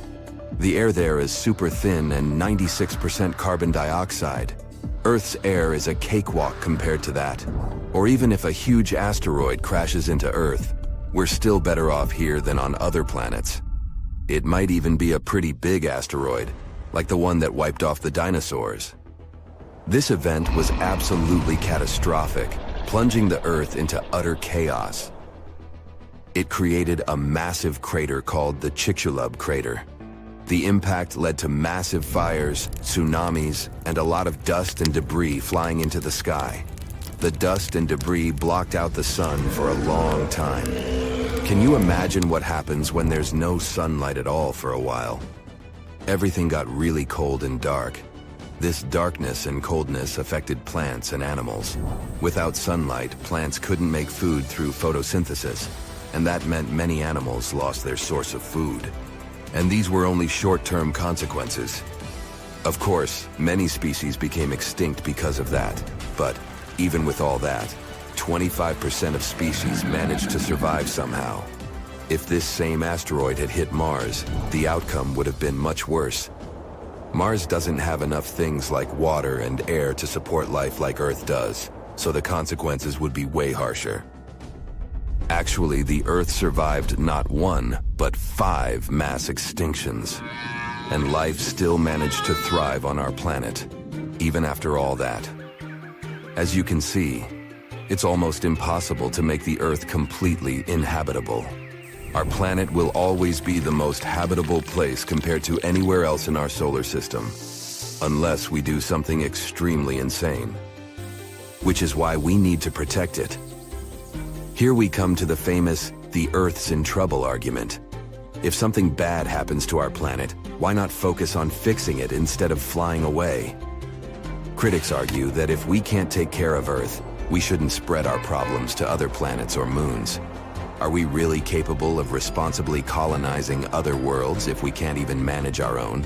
Plus, there's still so much to explore even on our own planet. Humans haven't even lived in Antarctica or under Earth's oceans yet. Are we sure we're ready for worlds that are even more extreme than that? So, even if Earth gets into trouble, we shouldn't just ditch it. We have to work together and create safe zones. It would be a big challenge, sure, but it's still way more doable and cheaper than building space colonies.